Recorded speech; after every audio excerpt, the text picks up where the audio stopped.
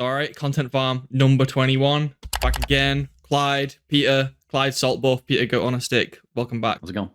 Today, got some simple topics. Nice chill one. Just some little bit of news, a little bit of just like shooting the shit about random things. The Helldivers is coming out on Xbox tomorrow. That's like a big thing I want to cover. So by the time this comes out, people will already be playing it. But you know, you can only do what you can do. Also, there's this news about this Metal Gear game. Some changes with Battlefield and some VR as well. So stick around for those. I'll look at the timestamps. Shall we just get into it? Let's do it. Yeah, I'm looking forward to it because I've had a really good day, and this is like a good way. Like recording one of these is a really good way to top it off. I've been doing cool shit since like 8 a.m. this morning. I went out for a run. I came home, did some exercises, did some shopping in the day, and then my family have been around for a barbecue for like all afternoon and into the evening. And now I just sat down to do this. So this is really cool. Thank you too for that. I'll try not to nitpick too much. As long as we don't talk about Superman or Fantastic Four, I think we're safe. Yeah. I think we covered those. Fairly. Pretty comprehensively, I think. Yeah. I don't even know if I have anything left to say. No, I literally like, oh my god, that Fantastic Four episode was so funny. I don't know if you I don't know if either of you clicked on the final upload, but like I edited it at the very beginning for the clip where I'm walking out of the room, but I'm saying like I might have to rename this episode to Sean changes his mind about Fantastic Four. That's such good like foreshadowing for the whole episode. That was hilarious. I mean, no one's gonna watch. No one watched that one, but I loved it. Those movie ones are really fun. Anyway, should we get into today's topics? All right. Let's do it. The first big one, really big one. This is actually huge. Is that Helldivers? What we've known, it's coming to Xbox for a little while now, and it is going to come to Xbox at time of recording this tomorrow. Like I don't know if it's tomorrow morning or tomorrow midnight. I have no idea. But yeah, Helldivers releases on Xbox, and as well does the ODST legendary warband, which is what they're calling it, which I assume means more expensive than a regular warband. I'm pretty sure that's what they mean by that, but I haven't checked that. ODST Halo crossover in a PlayStation Studios game. It says in the title, it's like Helldivers X Halo ODST, front, right, and center. Absolutely unbelievable stuff. But it's also notable because on the same day, is it the Gears collection? I don't know what Gears game. I know nothing about Gears, but it's reloaded. I think it's like a remaster. It's like a remaster or something. Yeah, well, that's also coming out on PlayStation, as well as Helldivers releasing on Xbox. So people are kind of hailing this as like the end of the console war, which I don't know about that. Like one step at a time, but it's definitely some people are actually upset about that. Can you believe it? Wait, what? Yeah. Oh, you mean like loyalists? Yeah. They're like, I bought my PlayStation for Helldivers, and Xbox fans shouldn't get to play Helldivers. This is PlayStation's game. Why? Yeah. Why do Xbox guys like Gears of War's an Xbox game? That's our game. Why do they get to like? People are actually upset over it. It's kind of sad. That's unbelievable. Yeah. That's genuinely unbelievable. Like, it's just more people playing the game. That's the only difference. To anyone who already has it, the only difference is more people will be playing it. That's it. Pretty much, yeah. That's very bizarre. Oh, wait for the day that Mario comes to other consoles. Oh, I mean, I don't know about that one. I don't know about that one. And, that'll be the day Nintendo doesn't exist anymore because I agree. Like, over their dead body would they allow that to happen? Quite literally. Yeah. They would have to be have to be bankrupt. Right. Yeah. This completely dissolved before anything like that would happen. Yeah, the meme of like the best way to play, Zelda Breath of the Wild or Tears of the Kingdom is like on a computer through a 4K emulator is like that. Like that meme would become a reality. Like I agree with Peter. Like that would ever happen. Come on. Yeah. Like they would not let Mario run in HD on Xboxes or Sony's console over their dead body. Like. Yeah. That's funny. Yeah. I'm sorry to derail that. No, it's cool. That's I'm really excited. Like obviously, as I've expressed on the podcast many times, huge Halo fan. Halo itself does nothing to provide me dopamine these days. So to see it coming from another franchise is, whoa, feels so good, and it's so classy as well. It's the ODST, which I don't. Mainline Halo games, I don't believe they've featured since Halo Reach, which came out in 2011, they're prominent in Halo Reach. I don't think the ODSTs have featured in a mainline 343 industry game since 2011, which would make it 14 years. This is this isn't just like a little part of the franchise. ODSTs are something that like people love and reference and like draw and like make concept art of and make fan theories of all the time. And they haven't been in the mainline game in 14 years. But Helldivers is going to do it. And even funnier than that is the fact that this Helldivers ODST crossover is going to include the classic shotgun, which has been a meme in the Halo franchise for not being in a fucking game since 2011. Again, this gun is a meme for how it's never included. Even when Halo Infinite came out and it was like a return to form, return to the roots, still didn't have the shotgun in it. Everyone was like, no, why? Please, this was the chance. They made a new shotgun and it was bullshit ugly. It's over there in the floor behind me. Only point. It's there. Yeah, I'm a consumer, so what? But anyway, it's a Nerf gun now. Yeah, like, and Helldivers is making, another company is making, a PlayStation company at that is making this Halo stuff, and it's got the shotgun in it, and it looks cool as fuck, and it's got the ODSTs in it, and they look cool as fuck. Wow, that feels so weird, but so good.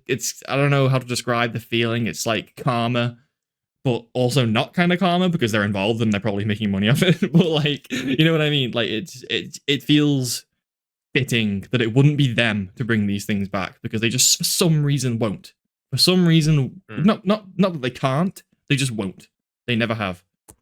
Anyway, that's a little minor rant over. But yeah, honestly, as they are now, they probably shouldn't. Well, we'll see. They are supposedly bringing out the remaster for the first game and stuff. But we'll see how that goes. They haven't provided anything that's like that I've really loved since they were founded, ever. So my hopes are not through the roof. But I'm not gonna write, I'm not gonna. Sorry, 343. Oh, 343. Okay. Rebranded to Halo Studios, even though it seems to be like, at least in terms of a hierarchy situation, it seems. What was the first title they did? The first title technically the first thing they made was the remake of the first game, which was hated. It's hated to this day. And then they continued support of Halo Reach because they took over midway through the life cycle of Halo Reach, but they obviously didn't develop it. And then they made Halo 4 in 2012. Ah, okay. Yeah. Gotcha. Then Halo 5 and Halo Infinite. They oversaw Halo Wars 2, which is made by a great team called Creative Assembly. Is it Creative Assembly? I might have to check that. I'll put it up on screen if I'm wrong, because there's a couple of studios like Ensemble, which I feel like have similar names in my head anyway. Like I mix them all up. So if I'm mixing that up, I'll put it up on screen. But I think it's Creative Assembly. And that game was cool as fuck, but 343 can't take credit for it because they didn't develop it. And that's the only one that's been really cool the whole time, like over the last 15 years. Halo Wars 2 is cool. It's got a really nice art style. I brought in the Banished, like the red brutes, like that's where they come from. Halo Wars 2, they were the antagonist faction for that game, and then they were brought into Halo Infinite because they were fan favorites. Yeah, that's the only like decent thing that's really come from that era. I'm sure that might trigger some people, but actually I don't know. I feel like that's like a cold take at this point. But anyway, yeah, we're here to talk about Helldivers. I apologize. Yeah, I'm looking forward to having like a good reason to grind that game. I've been playing it a little bit over the last few days just to get myself warmed up, and fuck, is it fun! Oh my god, it's so fun. Have you noticed the difficulty has been turned down a bit? Yes, massively. Okay, massively, yeah. But yes and no, because there's in terms of the old factions like the automatons and the terminids, they have gotten significantly easier. The new faction though, the illuminate, they're tough. I went into a few ranks on them, and not only was I like getting destroyed, but my teams were getting destroyed as well. Like we were running out of like reinforcements and shit on the same difficulty. Like those are tough. But yeah, bots and terminids. Did the weapons all get buffed, or is that what happened, right? Across the board, weapons got buffed. Like the armor, I want to say like armor penetration or the armor. Yeah. I know the strengths of the weapons got buffed. Yeah. So a lot more weapons are viable now. They didn't like the whole meta thing. So as a result, they kind of overtuned all the other weapons. So now they're having to like nerf some of the more OP weapons because everything's just out of whack. But have you tried like any 9s or 10s? I never did a 9 or 10. I was doing 7s and 8s. It's weird. Something I remember a lot that happened in especially 9s was like just constant reinforcements. Just as soon as you thought that your wave was done, another one comes in, and then being overwhelmed was just part of the difficulty tier, and just constant onslaught. It was great. I loved it. It was just absolute carnage and chaos. And then you get to the drop off zone or the pickup zone, and as soon as you start the pickup, then all hell breaks loose. Like you just get reinforcements everywhere, and it's just like a fight for survival, and you just barely get on the dropship a lot of the time, you know? Yeah. Like you're just crawling to get onto it. I love that. Yeah, it was cool. And like there are moments now where we're just like standing around like, where are the units? Like nothing's approaching us, nothing's spawning. Have they we're changed just sitting there spawn rates though, or is it just because you kill them faster? I think they have, because I swear to God, they used to come so much on 9, and like it's actually worse on 10. So something must have changed. I remember they did tweak something to do with the spawn rates or the number of mobs or time between spawns, something like that. And that really like changed the whole vibe of it. And we still get games every now and then where it goes really crazy. Like often with the bots. But it's just different, and I can't help but feel like they went in the opposite direction, you know? Yeah, So it's like yeah. I still feel like you get overwhelmed a little bit, but not like overwhelmed like in terms of difficulty and like in numbers, but the difference I've noticed is just like taking out like the big, you know, like tank enemies, like the largest enemies, is so easy now. Like there's some weapons like the recoilless rifle, like basically any explosive stratagem is like a one shot on all of these, like for example in the automatons, like the Hulks and the tanks, and these new ones that are, I don't know, they're quite new. They weren't in the game last time I played them, but they're kind of like big 2-leg like ATSTs kind of, but they shoot these these mines out that fly at you, and they the grenade, the grenade launcher thing. Yeah. And like again, they one shot as well, or one shot to the recoilless rifle. All of these things. The factory strider is harder, but like they're way rarer. But like so, like all these other enemies. I feel like the striders are a little easier, only because like I feel like they're softer to stratagems now. Yeah, again, like, they just feel like they take more damage now. Yeah, I remember they used to appear, and I do 500 kilogram bomb right on its forehead, and then it just shrug it off like nothing. And my teammate would throw his 500, nothing. And then like we'd have to do another airstrike, and like we'd have to use like half our stratagems just to take it out. And now like we're tearing through like 2 or 3 in a row, and they're just crumbling. Like I remember Bile Titans. Same with the Bile Titans. They all get like one tap now. You get one tap. I remember when the railgun was OP, and you could just delete them with it, and then Arrowhead was like, "Nah, we're not gonna let that happen." They fixed the armor pen on it, and then like now it really took an effort. I remember it took. I used to use the EATs a lot. The expendable anti-tank. That was my go-to on a lot of for fighting the big boys, and it would take easily like 3, somewhere between like 3 to 5 to take them out. Like you'd really have to, and like this easily. Is like in the face, like in their weak zones. If I missed or if I hit like an armored spot, nope, easily take up to more than that.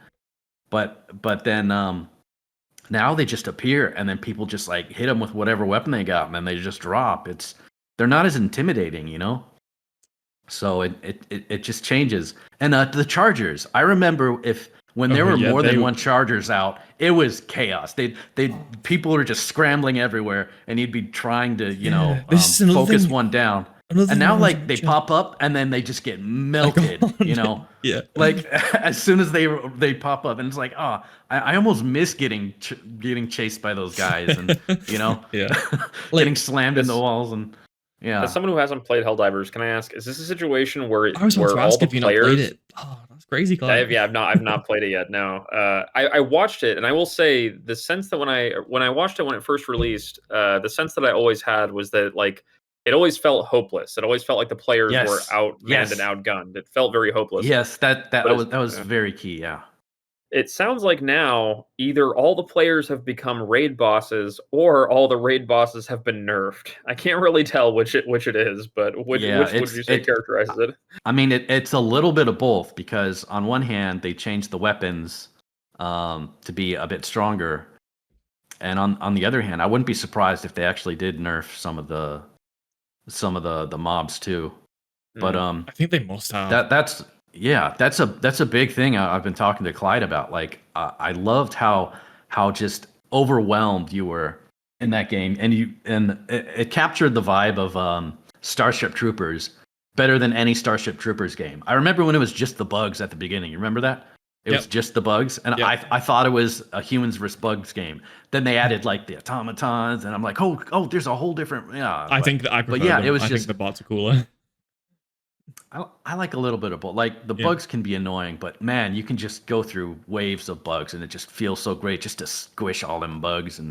But yeah, it depends on the mission, but the bugs can definitely be annoying. But the bots can really like just get you into ragdoll, lock you down and ragdoll, and you just have lasers going every which way. But definitely more epic with the bots. But yeah, it felt like you were just like against overwhelming odds, and it was just you and a few buddies versus literal armies coming at you, and it was so great. And the way the lives work is you die, and then your reinforcement is some other unit that comes in that you control. And it's funny because it can be male or female because it's just someone new. It's not you. So you have a limited number of people, and the game's like. The game gives you multiple lives. I remember the first time I died on that game. It's like I get another life. Whoa, yeah. And then I realized that the game gives you several lives because you need them. Like It's five lives per Helldiver, right? Yeah. I'm not sure. So it totals up to 20 if there's 4 of you. Yeah. It might change on difficulty actually. Maybe yeah. Because I think I remember a lot of my games are like 16 or something. Okay, yeah, like it must change at ish. 10 or 9. Yeah. But yeah, it's just part of the game, and that was so because you're expendable is the thing. That's kind of in theme with the game. You're just like an expendable unit who's really who's really into the democracy, and and you're willing to give your life, and you don't care that you're just the grunt, and it really drove that in, and it was great with that, and it really helped make the game feel that much more memorable. And yeah, I feel like it's lost that now. What would you say, Sean?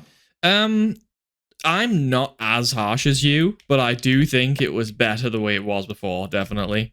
But I think it still has a lot of that the things that I love from it. I still play it and I still enjoy it, but I feel like those moments that used to really like, because the games where you lose all your stock because you're just getting hammered, I feel like there's a lot less of those games, and there's a lot more of the games where you're just like, that was far easier than I thought it'd be, Yeah, it happens. It definitely happens now. Yeah. That balance I feel is kind of tipped, and especially when you have a good team. Like, do you know those levels where you have to defend the walls and where the gates are open and close? Yeah, I had a good team on I think 8 the other day, and everything that spawned in bots was instantly dead. Like the ships landed down, but they didn't land. They were all shot down.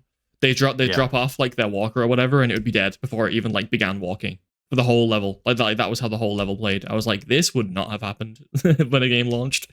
This is unbelievable. I remember those maps on 9, like it was so rare to win on them because they just it get to a point where you're just overwhelmed, like, and you're done. Because the difference between something taking 1 shot and 2 shots in that game is huge.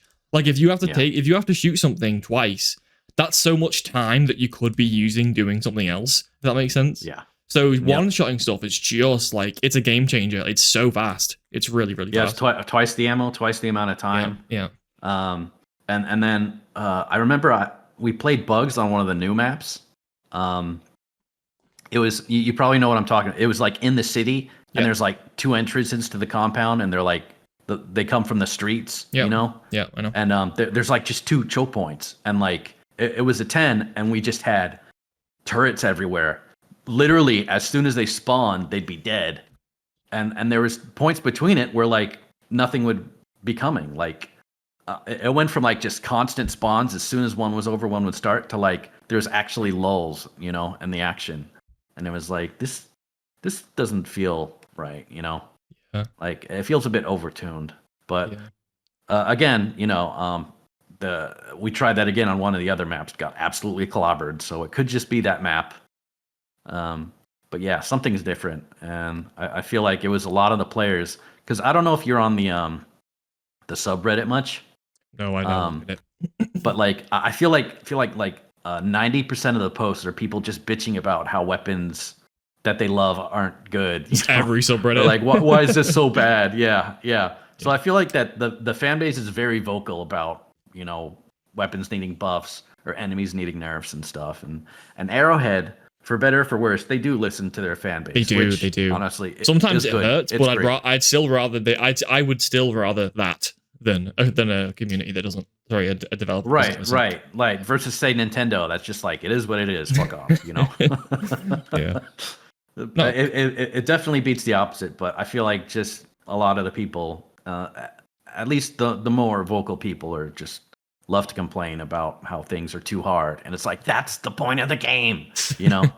I feel like it's kind of a Dark Souls part of the game, where it's like it's part of the game. It's supposed to be this. It's you know, when you lose all your lives and die, you're supposed to be like, that's Helldivers, you know. That's how I took it. Yeah. No, I can't believe you haven't played it, Clyde. Does it not? Does it not appeal to you, or is it another reason?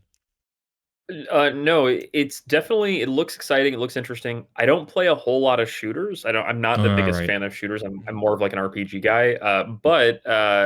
I mean, also it comes down to this whole like gotta have online friends thing, you know. So I gotta find a good friend group that would play it and enjoy it. But I would happily play it with you if you ever got it for free somehow, or like you could. I would definitely play it with you. Oh, I appreciate that. Yeah, I'm down. It looks absolutely exciting. I mean, it looked really really exciting when it first came out. I will say, I'm curious, Peter, to hear, especially Peter. I want to hear your thoughts on this. Is this a situation where, because I know that like with WoW Classic, when WoW Classic came out, and people were like, "Oh man, it feels like the game is so much easier." Is it possible that people have just gotten used to the game and its mechanics? Is it possible that now everybody knows, okay, this is the thing, this is the enemy we focus fire, this is the objective we beeline towards?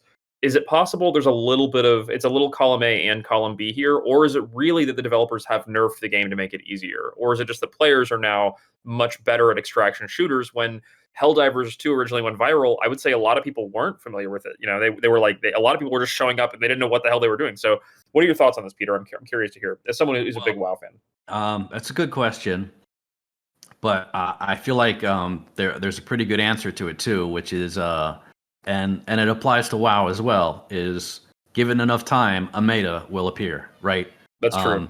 People just didn't know what they were doing in WoW first. Me too. I remember first time we were playing, you know, we just didn't understand the raid encounters until we actually played and figured it out. You know, I remember opening week on like Ulduar or something, and like we just didn't know the mechanics. We just like slammed our faces into a wall until we figured them out.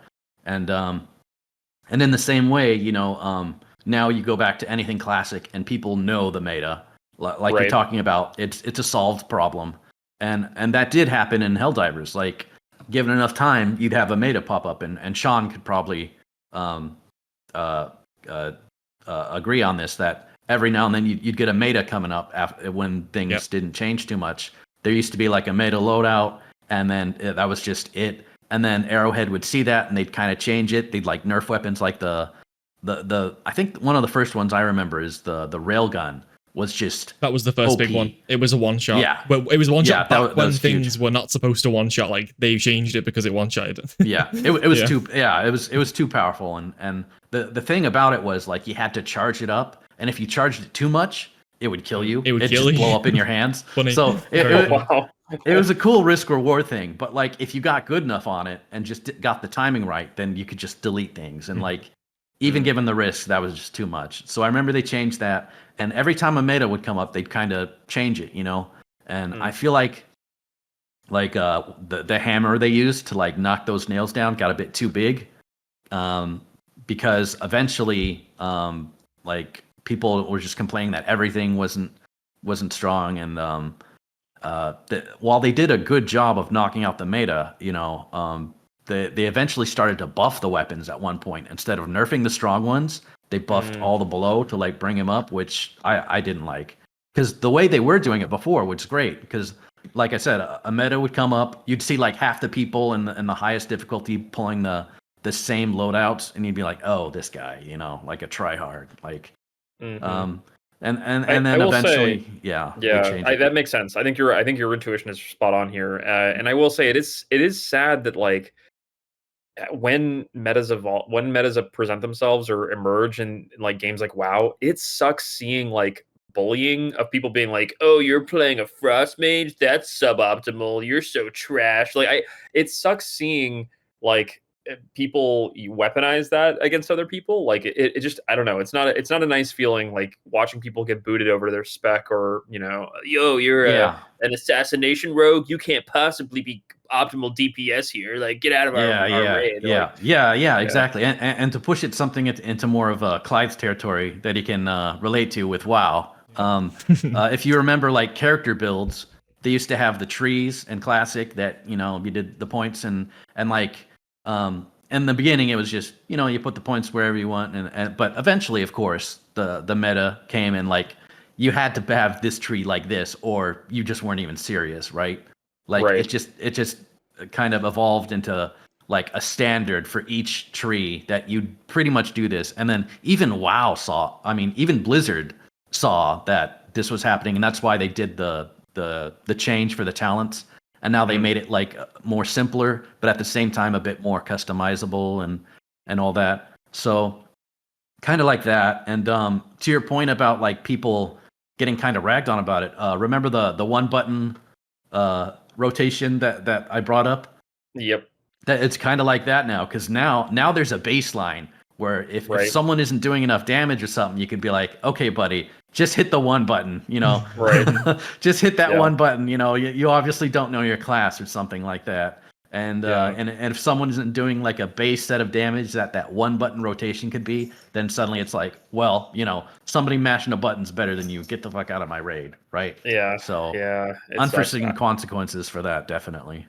I will say, like, returning to the original, I think what brought the original topic of Helldivers 2 up, I am personally excited to see more cross launches and games going to and IPs going to other platforms. I think it's freaking awesome. Like, I think that's super sick. Only good can come of this. Only good can come of it. And the last big barrier in my mind is freaking crossplay. Like, make crossplay a priority. Like why make it a default? Yeah. Yeah, make it a default. Like, exactly. Yeah.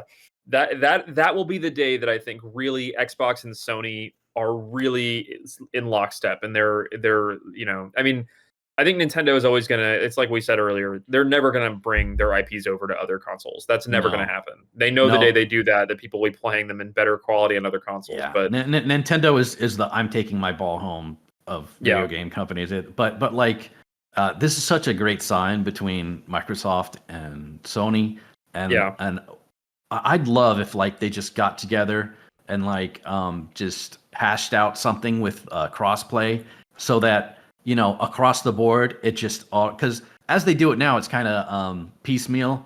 They'll kind of look at each game individually and see if this is something we can do crossplay with other consoles. Some games have it, some games don't. But I feel like this should be the default. I feel like it should be so easy. This should be something that that Sony and Microsoft agreed beforehand through some contractual whatever, and they have a standard that games can very easily do this. And why not? Like it automatically increases the player base and increases, you know, the amount of people who want to play it. it makes the lifespan of a game go on longer. There's just so many benefits to it for not Yeah. just the companies making money, but the players playing the game. It's Yeah, the win-win. matchmaking's got to be infinitely better when you double your player pool. I mean, it's like Right. I mean, yeah, there's so many benefits, and it should. And I can't tell you how many times I've been trying to play X game with a buddy, and like either they're on console or you know like friends are on different consoles, and we just can't play together. You know, it's the same game. It's the same exact game, right. and we're in the same country, and we can't play together. It just blows my mind that that's a thing still. Yeah, it's cool that we're going to see that go away in our lifetime. Like that's cool in the next 5-10 years. We're I going to hope see so. that wall come Yeah. down. Yeah. Very archaic, if you ask me. Pretty, but yeah, I appreciate you, Sean. When I decide to boot up Helldivers 2, I will let you carry my newbie ass, and you'll be like, "Dang, Clyde really sucks at shooters. Like Clyde cannot it's point not. and aim." It's for not his one of life." those games. Like genuinely, it's not like you want to be good at it, but at the same time, it's not the kind of game you could ever like get mad over because it's so at its core, it's so like crucially PvE that it's kind of has that like wholesome vibe. Like I was just about to say, like I want to praise the community a little bit because when I went back on it, like my friends all stopped playing it after like 3 weeks after it came out, as they do with every game. They're like, they're like, lame. yeah, they're on to the next game, which is like, okay, whatever. I'm not like that, but you know, I know that's kind of how a lot of people are these days with these multiplayer games. They move on through games all the time. But so I went back on this with randoms doing like 7s and 8s, and then on like the first day of playing, I friend requested and made friends with like 5 or 6 people, like genuinely just chill people playing and like offering each other like tips and shit and just hanging out and like just like talking about shit and playing the game and like, you know, never getting like mad and never being rude, never being toxic, just genuinely just like hanging out. And that like I messaged Peter when it happened because I was like, this feels like back in like the Halo 3 days, because that's the first time I've like had that feeling since then, because that used to happen all the time in like because you know, studios eventually would go on to try and destroy this because they prefer EOMM or skill-based matchmaking. But back in the day, what used to happen was you'd be in lobbies with people and you'd stay in lobbies with them for a long time. In fact, that actually used to be the norm. Like back in like on like Xbox 360 days. That might seem strange to some new gamers nowadays, but that's how it used, you know, ridiculous that I even have to say this, but that's how it used to be. Go further back. And there used to be a lot more games that just had custom servers. Like the companies wouldn't even host their own games. It'd be up to the players to host the games. So you'd have like these people who would run like headless servers and stuff, dedicated servers, and you just join your favorite server, like Team Fortress 2. You know, you just have a server you'd always hop on. You'd always see the same players and stuff, and it was just a much better sense of community when we had games like that, like Half-Life and Counter-Strike. Yeah, this game felt like that. Like it had that feeling of this game is encouraging you to be friends with people, which is sad to say, but that's so not normal these days. Call of Duty and like other AAA like PvP games, they do the opposite. They don't want you to speak to people. The reason why is because they want to slip in the skill-based matchmaking and the monetization based matchmaking, if we want to go even deeper. So they can't have you staying in lobbies with people because that defeats the objective of their whole matchmaking system. So it was very good to play a game where I felt like I was encouraged to squad up and encouraged to like unite with the people I was playing with. Like you stay in the ship with them after you're finished and you go into the next one. Like that doesn't happen anymore as you play games. You get separated every time a lobby finishes. Every time. So thank you. I'd even say Battlefield is really good with having their squads. You know, like you just play even just one match that you'd play randomly. You'd be playing with like mostly like the 4 same people, kind of all to get. You'd spawn off each other and stuff, and you'd like work off each other's classes and stuff. That was pretty cool. And I gotta say, Helldivers has a pretty good community. You know, yeah, it's cool. Relative to a lot of other ones today. I don't think I've ever ran into anyone like very toxic on there. It's never happened. I maybe ran into people who've given like a few like comments, which is normal. Like it's, you know, it is a shooter game. At the end of the day, there's going to be like a hothead on there. But I've never had like a really bad experience on there. People just seem to be just playing for fun, which is nice. But yeah, I wanted to shout out the community for that. I had a great time playing with randoms over the last few days. Is basically what I'm trying to say. It was good. Yep. Yeah, Yeah, hit me up GG, whenever he's you're playing, here. because if your buddies don't play it anymore, me and my brother, we hop on every now and then. Oh, really? I didn't know you And still played it. At least not over the oh last yeah, like few weeks or so. yeah. It's like something we'll play every now and then when we don't want to play Yes. whatever we've been playing lately. It's a good fallback, So I won't play it like multiple days in a week, but like at least once a week, a couple times a month or something. We'll just hop on, just do a few rounds. It's good fun. And Clyde, like the whole you don't know what you're doing, you're just getting killed from, and that's the whole vibe of the game, That's the right vibe there. of the game. Yeah. If you're not struggling in that game, you're not playing Helldivers. That's so why true. I was saying. So true. Yeah, that's why I was saying when it got too easy, it felt like it was killing the game, because it was like that's what makes it fun. It's that you gotta just barely make it. You really gotta be fighting for your life. I mean, yeah, it's directly inspired by Starship Troopers. You're supposed to go down Right. screaming and crying. Exactly. Yep. Right. Yeah. Yep.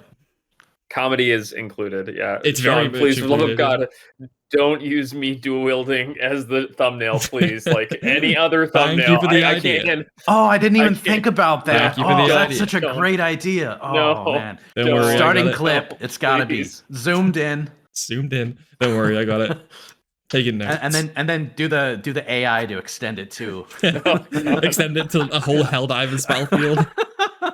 It zooms out. He's in the Helldivers battlefield. Oh God. He's Over writing the it down death right now. I am can see writing it down. Oh no. I don't want to It's forget. cooked. I don't want to Over. forget. GG. Anyway, off Helldivers. Thanks for I giving us guess. the idea, Clyde. That was a good idea. I love like, it. Genuinely. Funny. He's Love like, why it. did I say anything? Why? Yeah. Why didn't I just let He it pass? knows. They He wouldn't have knows when he noticed. says I do this he to knows. myself. I do this to myself. But no, I'm glad y'all are enjoying it. I'm really glad to see the crossplay or the cross collaboration, and hopefully it leads to more. I'm hoping it leads. I hope we can in the next 5-10 years. I hope in the next 2-3 years we can record a podcast and we can say, man, I just got done playing the next Halo game on PlayStation. That'd be sick. That'd be awesome. Like I'd be down for that. Incredibly Next- likely. Yeah. Incredibly likely. Yeah. All the signs are going that way. Yeah. I mean, I can just tell you right now.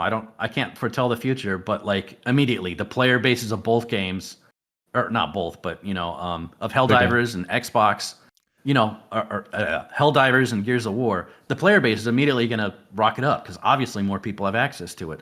Sony and Microsoft are going to see this. They're going to see the higher player numbers. They're going to see the more purchases for the game. They're going to see the in-game purchases go up. I don't know how Gears of War works, but in Helldivers, they'll probably see more in-game like the suits will see this and be like, whoa, more money for us, more players. The devs will see this, and honestly, they probably already know that this is good, but it's the execs who need to see this, and they will see it. They're going to see that it's just a net benefit. And they're going to be like, let's try this for other games, and then they'll see the same thing. I feel like this is something that we needed to have done a long time ago. And while I can bitch about how it really should have been done sooner, it's great that it started, and I feel like it's going to have a snowball effect because of just how genuinely great it's going to be for everyone.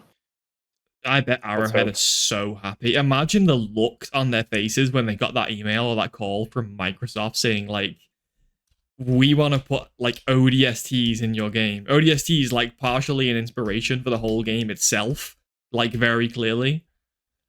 People have been saying this since it came out. Like, it's basically a spiritual ODST game. Like, that really is what it feels like. I bet they were so happy when they found out they could put them in the game. I bet they were I bet it was one of the happiest days for Arrowhead in their development. Goodness me. Yeah. It's like the game is gonna become a Halo spin-off for a brief while because it's gonna be the most popular skin. Like people have wanted that shit for the whole time. Oh, it's so exciting. Yep. It's so exciting. That's great. Congrats, Arrowhead. That's Good fucking huge. Oh my That god. is. Anyway, should we move on? What do you want to hit next? Anyone want to talk about something? While we were on the topic of Blizzard, I just wanted to bring up with Clyde about the article or it was a video I had posted about someone talking about Blizzard support, how it used to be something great, and Clyde's covered this on some of his videos actually. Clyde Not used Your to be Friend on that great YouTube. thing. Yeah. So He's Blizzard used to self-funded have shoot. actual live GMs, and their support was amazing. And you'd get responded to tickets with people in character. And they were great at the game, and they were able to help you in so many aspects, and they were there, and they were talking to you, and they were responding to you, and now it just feels all automated, and it's like a metaphor for their Twitter account, or which used to put out content, and now it's like just AI generated stuff, or something. It's just no effort, which it feels like their support is. And Clyde said you had a story about it. Yeah, I had an interaction that's really played out over the last 2 weeks from my channel. I had a viewer reach out because they had a really adorable request. I'm not going to use names here for both the Blizzard employee and the viewer because I want to respect their privacy. But I had a viewer reach out about a week and a half ago asking, uh, "Would you be interested in showing up in game to do a marriage? Me and my girlfriend want to get married in game. We'd love to have a game master show up." And I think this is adorable. And Sean, you can give me all the weird faces you want, but this is cool. This is adorable. I think this is freaking adorable. And I told this viewer, like, hey, that is the most adorable request. I'm happy to be there in game, but I don't have access to a GM account. And they said, "Oh, that's fine." They were like, "Yeah, just come and show up." And I was like, "Let me ping my old coworkers, my former coworkers, people that still work at Blizzard, and see if they'd be willing to get a GM to come and do some fireworks and stuff like that for the wedding." And I will just say, when I spoke to my former coworker, this guy that's still been working at Blizzard this whole time, he's still there to this day. He told me in no uncertain terms, he was like, absolutely not happening. GMs have not been shown in game in a long time. Does not seem likely they would approve this kind of request. I'm not even going to bother asking. I know it would get shot down. And it was very firm, very, very blunt. And it was just kind of a bummer. It was kind of, I mean, I knew that going into the request because, even when I worked there a decade ago, we were heavily discouraged from showing our GM tombs in game. But I just thought for the sake of this dorky little marriage proposal in game, dorky but also romantic, dorky in the sense that any in game marriage proposal would be. But yeah, it was a bummer that just to hear that even more echoed and reinforced that, like, your marriage request has been denied. You will not be, sorry, we're not going to show up and celebrate that. It's like, dang, it takes no effort, no energy just to have somebody show up and be fun and be dorky for a couple seconds. It doesn't ruin the immersion. It doesn't ruin the game's aesthetic or anything. But that enhances the immersion. That enhances the immersion. If a GM comes down and fucking acts like a priest, that's enhancing my immersion. I am locked in. Like, seriously, like, that guy's cool. Anyway, continue. Yeah, so I will be at their wedding. They're gonna have a little ceremony, I think, in November sometime, and they asked me to come officiate the wedding, and I was like, I will roll a level 1 tune on your server shard, and I will be level 1 priest for a day. But so yeah, I get to wear my priest hat to be an officiate in a wedding, in a WoW wedding. But either way, it's like, I think this speaks to the culture shift that has happened at Blizzard, which is they're very hands off now. They're very much moved towards automated support. They're very much moved towards distancing themselves from their players, and I think that sucks. I think it's a bummer. Like, I've talked about this a lot in my videos, but we've talked about it on the podcast before, and it's just like, it costs nothing. It costs very little to just have people show up and geek out with friends and fans, and they have chosen not to pay that very inexpensive bill and instead have gone the route of, like, fill in your automated form and hope to goodness the algorithm recognizes your request and gives you what you want. It's just not good. It's not nice. But yeah. So that's my dorky little story of the week. So to clarify, as a non-serious WoW player, GMs still exist. They do. I'm sure there are still people taking support tickets at some level and some capacity, and that support ecosystem is probably still separate from, like, in-game support is still probably separate from the forum support. But they're very hands-off now. They very seldomly go in game. They very seldomly open clients. I think I was told, if I recall correctly, they're even discouraged from opening in-game clients now, which is mind-blowing to me. That they're like, hey, just do everything through this third-party tool. Don't even look at the content of the game, because that's just that's just getting too close to the players for for the executives' comfort. So yeah, it's really become a sterile environment, a really hands-off environment where it's just like use the forms, use automated tools, use pre-written templates. The days of GM jokes are probably gone, and that makes me sad. But yeah, Yeah, oh, man. yeah. I remember it used to be you'd have a ticket, and then you'd wait, and then when the GM would respond, they'd respond to you in game. So it like I said, you have a ticket, and they'd actually be whispering to you in the game through the whatever system, like just like anyone else would, and so like you're actually talking to them back and forth, and it's like a live, like it's not like he's there in front of you, but it's like he's in the game, just in the town next door or something. You're saying a message, a few seconds, he comes back, just like any other direct message would go. And then they shifted to like the ticket system where like it's a whole separate window, and then it's more like an email. Well, you'll have a request, and then you'll wait, and then you'll get a response, and then you'll reply to it, and then you'll wait for a response, and it's much less personal. And now even that got worse, because it used to be the first response you get was obviously someone responding to you and typing up an answer, and now the very first response you get to any ticket is like some automated boilerplate.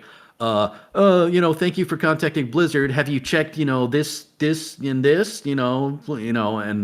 and most of the time it's like, yeah, just and it'll take. Have you disabled your add-ons? Yes, I disabled my add-ons. Yes. Yeah. Just generic stuff like that, Yeah. and so it wouldn't be till you like reply to that where they'd be like, oh, our boilerplate response didn't work. Now we'll actually have a human look at this. The worst ones are when like the request has nothing to do with add-ons. Like someone will submit a ticket and be like, yo, this guy just ninja looted all the loot from this raid, and the first reply will be like, have you tried resetting your add-ons? And it's like, bro, that has no relevance to what we are talking about right now. Like, yeah, the algorithm has gotten this really wrong. I need a human being. Yeah. All I can say is if I'd gotten a ticket back in the day to officiate an in-game wedding, I would have absolutely spent the rest of my day doing that. I would have absolutely been like screw the rest of the queue. I'm just going to be here hanging out with these people doing their dorky in-game wedding. I would have lived for that back in the day. So yeah, in November, to my WoW friends, I will be there and happy to gaff around with y'all for a bit in game. I mean, if you think of it like this, you were one of those, and you still are one of those really cool GMs from back in the day. So if you think of it like that, they kind of are like they're getting the best version. Like maybe you're not a GM status in the game currently, but they're getting like that. They're getting that basically like the coolest GM from back when GMs were cool. Like, look, we got him. Like, we got the guy, and he's officiating the wedding. That's basically what's happening. So, have you seen Mortal Kombat Annihilation, the crappy '90s movie from Mortal Kombat 2, where Raiden has to give up his like lightning powers and he has to become a normal human? And they're like, "But Raiden, you gave up your lightning powers," and he's like, "I will fight alongside humans and die as a human." And it's like, dang, let's go, Raiden. There you go, exactly. Yeah. Let's go.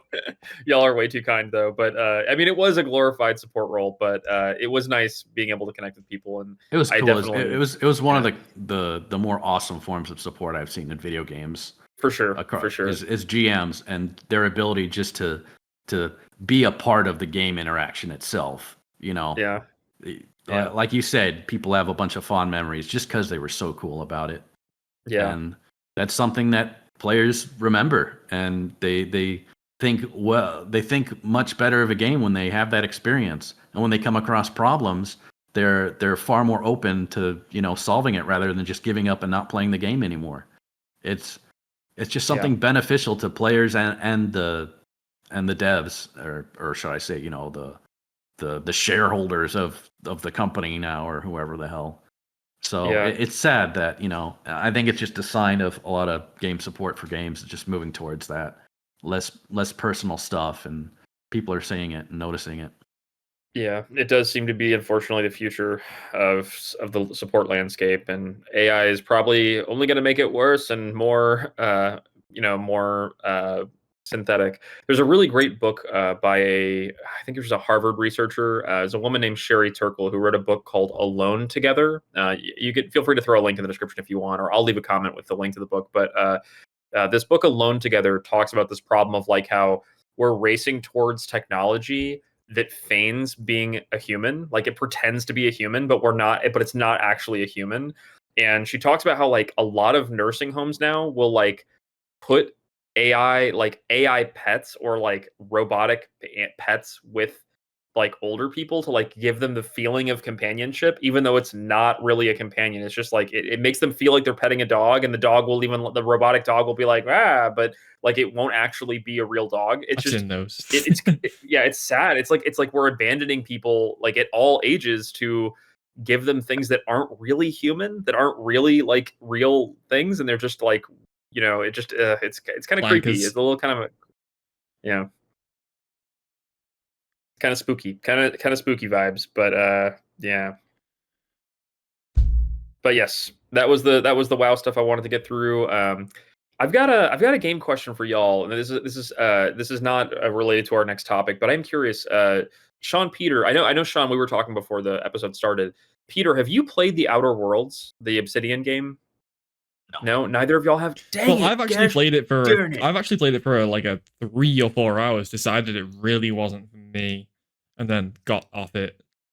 I watched some gameplay of it, and like, yeah, I kind of had the idea that this doesn't seem like a game I'd enjoy. So yeah, I completed a playthrough of it, and I very quickly uninstalled it from my system. I don't know if y'all do that too, where it's like after you finish a game, if you didn't like it, you instantly uninstall it. You're like, get out of my freaking hard drive space. I don't know if you. I have way less patience. Let me tell you, my games are. I have enough games on my hard drive. I have enough games on my hard drive that if I have the slightest reason to keep it, I'll keep it.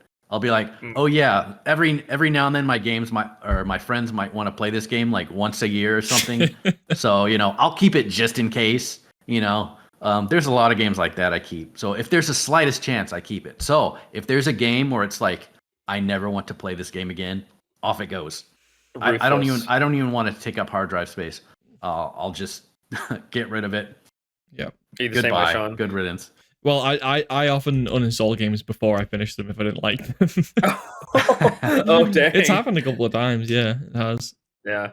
Yeah, you know what? I don't finish games a lot. Like there's a lot of times, I'll admit it. There's a lot of times, and it doesn't mean I hated the game. No, because there's some games where I feel like I've gotten to experience it, and you know what? I've had fun, and I'm just at a point in the game where like it's too grindy or something.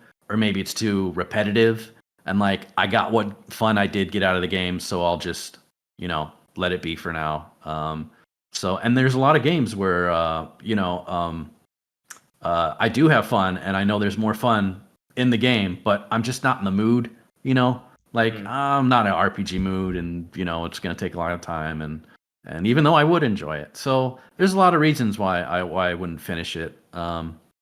Yeah. And there's some games where like the difficulty, as it gets more difficult, sometimes the difficulty is like a fun difficulty, like it challenges you, makes you use the makes you really hammer down the basics, makes you really think about strategy and how to like rebuild your character or your abilities and stuff. And then there's some games where like the difficulty is just more enemies or more enemy life, and it's like it's really lazy, and it feels like it's kind of killing the whole vibe that the game had through the beginning. And so I can't remember. Well, I probably could remember a few games that I beat, but I don't feel like those people were like, I have to beat a game to say that I've played it, or I have to beat a game once I start it, just for a sense of completion. So yeah, but Clyde, that's where I stand. What turned you off Outer Worlds? Well, not turned you off, I guess, because you completed it. But what drove you to uninstall Outer Worlds? Yeah, I will say it is exactly what Peter just said, which is I should have pulled the ripcord in the last 50% of the game, but I didn't, because I was like, oh, I'm already here, I might as well complete it. And honestly, Obsidian's pedigree really like made me want to finish it. People say Obsidian's a great studio. People say Obsidian makes great games, and I haven't played Fallout New Vegas, so I missed that boat, and I would love to go back and play Fallout New Vegas. But I will just say I was thoroughly not impressed with Outer Worlds. Like, visually, it is a treat. Visually, it is nice to get in a spaceship and explore planets and run around with your crew and you know and see aliens and get cool guns and stuff like that. And the horizon looks pretty, but basically outside of its presentation, Outer Worlds really just let me down. Like I'm gonna be blunt here, and I don't mean to upset or offend people who really love that game. If you're out there and you connected with Outer Worlds and you love it, I'm super happy for you. For me, the story and the characters just felt really flat. They really didn't land with me. And like the side characters, like all your crew members join your crew basically instantaneously. They basically are like, you have one conversation with them and they're like, "Hi, I want to join your ship." And you're like, "Okay, I guess you're in my crew now." They each have one quest line associated with them.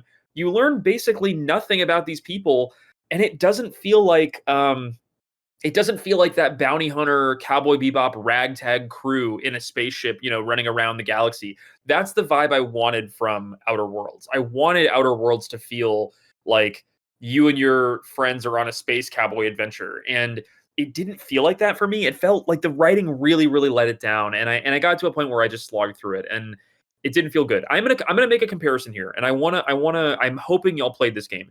Did either of y'all play Jedi Survivor or Jedi Fallen Order? Have y'all played either of those? Two of my favorite games. Okay. So y'all, so good. So that is a perfect comparison to Outer Worlds, because Jedi Fallen Order and Jedi Survivor did a smart thing, which is rather than load the cast up with 7 or 8 people that are written shittily, they only put 3 or 4 other characters around Cal Kestis, and they're written very well. Right? Grease is written very well. The goth chick from the Witch Planet is written very well. They're written very well. And that's what drove me nuts about Outer Worlds, is that there's like 7 people in your crew, and you never learn or meet any of them. But Jedi Survivor and Jedi Fallen Order, you really get to know those characters. You get to go on a cool adventure with them. And bonus points, all of your goals kind of align. Like, you're all chasing the same thing. Like, Grease is kind of, he's trying to look for a found family.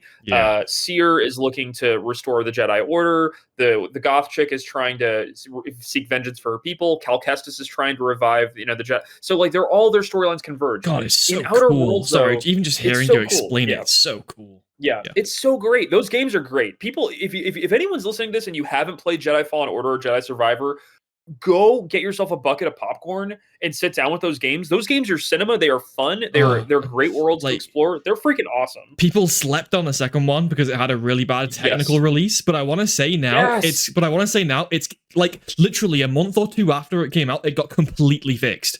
Like it's completely fixed, and it's like one of the best like open world Souls-like games ever. Like, it's unreal. It's so long and there's so much content in it, and it's so cool. People slept on it way too hard. It's way better than the first one, in my opinion, anyway. Yes. And Sean, I want to kiss you right now. It is like, I completely agree. I completely agree. I don't know if you know this. Jedi Survivor, despite being a freaking awesome game, is still at an all-time mixed on Steam because of its rocky launch. Terrible. And literally illegal. That is crime. how bad. Yeah. It is a crime. It's like a rocky launch for a game can doom it to have bad reviews for its first 6 months, and it's just completely fucked. And it's like the game is completely borked. And it's like, dang, man, Jedi Survivor freaking rocked. I really loved it. I'm glad you liked it. Peter, are you over there agreeing with us, or are you like minority? You're like, I hated these games. What were your thoughts on these? Well, even though I'm someone who doesn't care much about story, I'm all about gameplay. Yeah, I can understand where you're coming from, and I think, Sean, you're going to agree with me. Mass Effect is something that absolutely nailed this. Oh shit! That's the for me. That's pinnacle. That's pinnacle of you don't just stumble. It's not like one of those ragtag groups of fighters movies where like within the 5 minutes the team is assembled. Right. like you literally have a story for each person. They each have their own branching storyline, and it can go in several directions depending on the choices you make. All the characters have depths. You get to choose who's in your party and stuff, and they all have different abilities. And They all have different interactions on each of the dialogue that you have with people. It's great. The system, it's so intertwined, and you really feel like, you know, you're getting a crew together versus just like somebody's just shoving people in your faces like, here's your crew now, okay, go. You know. Yeah. So you said Definitely. you said Outer Worlds dropped the ball in this aspect, Clyde. It really did, and it bums me out because I wanted it to be a game with great writing, but mechanically it feels dated. Writing wise, it is funny, and there are funny quips, and there is a lot of humor in the game, but that doesn't get me past the uncanny valley of, why are half these people on my ship? What are you doing here? Your goals are not aligned with my goals at all. I'm trying to, you know, unfreeze the rest of my crew that was in cryostasis, you know, and you're here because you know, like it doesn't, the goals don't align very well. And I felt like the Jedi Survivor and Fallen Order games did those very well. And I've heard Mass Effect does it well. I have not played Mass Effect, but it is on my bucket list. The Mass Effect games are on my bucket list of like amazing writing. Am I giving you a stroke over there, Sean? Yeah, or yeah, Sean's like, we've got to fix this right now. Like, Because I was you until January. I was you until this year. Really? I went my whole life without playing it, and it's like one of my favorite franchises of all time now. It's so good. Dang. As someone who appreciates story so much, you would absolutely fall in love with those games. The story in it It's- is nice. absolutely spectacular. Like, it's, oh my god. I was speechless. He's For the, like, speechless. I He's literally literally am. speechless. I'm just thinking about like Suicide Mission and like the beginning of the third film, the third game, and the end of the first game, and I'm just speechless. It's just stunning. Yeah, they're it's so great. good. You said film. They're so good. You said it's in your mind. It's a movie. That's how good it is. You're like, Yeah, this that's is not it. even a video. It kind of is, yeah. Absolute cinema. Like, Yeah. Clyde, I'm Yeah. someone who is like, who has a very short attention span for like cutscenes and stuff, but there were parts in like all three of these games where I was running through the combat, speed running, because I was too excited to see the cutscene. That happened Oh, so that's awesome. many times in this game. Yeah. I was Yeah. so excited to see the cutscene. I was just like, what's the fastest way I can get through this room? Can I just run and ignore everyone? Can I run and ignore all the enemies? It's funny. I was doing that with Outer Worlds, but for the sake of ending the game, not for the sake of getting to exciting cutscenes where we just stand and talk frozenly to each other. For putting like, you out of your misery. Oh no, yeah. Oh, it was putting me out of my misery. Yeah, and I'm bummed because like it's like so much potential there could have been there, but yeah, one of these days we need to talk about the Jedi games and what we hope for the third game. Yeah, we should like. I mean, we should go in next yeah. next time we do this. We should go into like actually go into like both games a little bit because like a segment because it's so I'm worried. underrated. Peter, it's did you really like those games? Did you enjoy them, Peter? Yeah, but I didn't. I only started the first Jedi. Was it Survivor? Yeah, Fallen the Order's first the one was first one. Fallen Order. Yeah. Fallen Order. Yeah, I've only just started that one. I want to say within like a year. Like I had just started playing that, so I need to finish that so I can play the next one. Oh yeah, Survivor's great. They're both yeah, really so good. good. They're both Yeah. really good. Yeah. A bunch of good games have come out in the last year, so I've just been playing Yeah. so many other stuff. But Yeah. but I agree, it's a great game. I can't wait to. And I was playing the original, the Dark Forces. I Mm. played the original Dark Force, and then Dark Forces 2, and Jedi Knight 2. Like those are my bread and butter. I love those games. So and Yeah. it's continuing the series, and it's doing a good job too. Yeah. And probably one of my favorite Star Wars games is that series. And there's been a lot of good Star Wars games. So. Yeah. Yeah. And they're meaty games. They're not short games. So you The have second they're one's big very long. adventures. Yeah. Yeah, But they're long, I but think- they're good and they have great twists I think and stuff. my They're first good. playthrough of Survivor was maybe like 60, 70 hours long. Yeah. Yeah. But like, yeah, it's the second one. It's so frustrating. Like I've said a couple of times already, it got slept on because of the technical release that was fixed after a month. And it literally takes everything that the first game did and improves it like threefold. Like every single aspect of the first game. Nice. They're such a good studio. It's Respawn, the Titanfall people. They're such a fucking good studio. Everything they touch turns to gold. It turns to gold. Literally. They don't miss. Yeah. I can't wait to see what they make. Well, they're already making the third one, so I know what they're going to make next. But like, I can't wait to play I'm not it. even the biggest Star Wars fan. I'm not like a day one Star Wars, every property, every movie, every series, but even I was sucked into those stories with those characters, and I'm like, dang, I am all about Cal's mission here. Like, I'm all about this adventure. Like, let's freaking go. It's pretty Me, cool. me and Sean are like, this dude would just eat up Mass Effect. Just You would absolutely. devour Mass Effect. We both know that, like, how much he'd enjoy it. We're like, he just doesn't know. He has no idea what he's in All right, for. 2 bowls of popcorn, Mass Effect time. Let's go. You double need handed like popcorn. you need like a gallon of popcorn if you throw Mass Effect. You need those big old like trash bags full of popcorn for this one. Hey, let's go. Let's go. Do you mind if Sorry, did you want to say something? Yeah, just on a couple more on the topic of games that I haven't finished. Yeah. For whatever reason was I was talking about how sometimes the difficulty kind of gets annoying, and sometimes the opposite. You brought up Bethesda games. Sometimes the games get too easy. Oh, yeah. Like you get overpowered. You're just crushing everything. Nothing's a challenge anymore. It almost becomes a chore to just click on all these guys and kill them to get the mission, and you don't get that sense of you're whatever, you're struggling to fight, you're against an army or whatever, you're just like a god. And I couldn't enjoy Skyrim because of that. People were raving about Skyrim, and I wasn't even halfway through the game, and I was just like blowing through people, and I was just like, man, where's the fun in this? And one more thing I'd have to say that kind of turns me off from a game is a lot of backtracking. Games when they just have me run back and forth and stuff, like it's such a dated way to add playtime to a game. Back when games had limited memory and you can only render so much, only have so much of a game map and like a cartridge or whatever, it made sense. But like playing games now, like you have to go all back through here, you have to go run all the way back through here, and you have to remember that door you couldn't open before. Now you can open it, but do you remember where it was?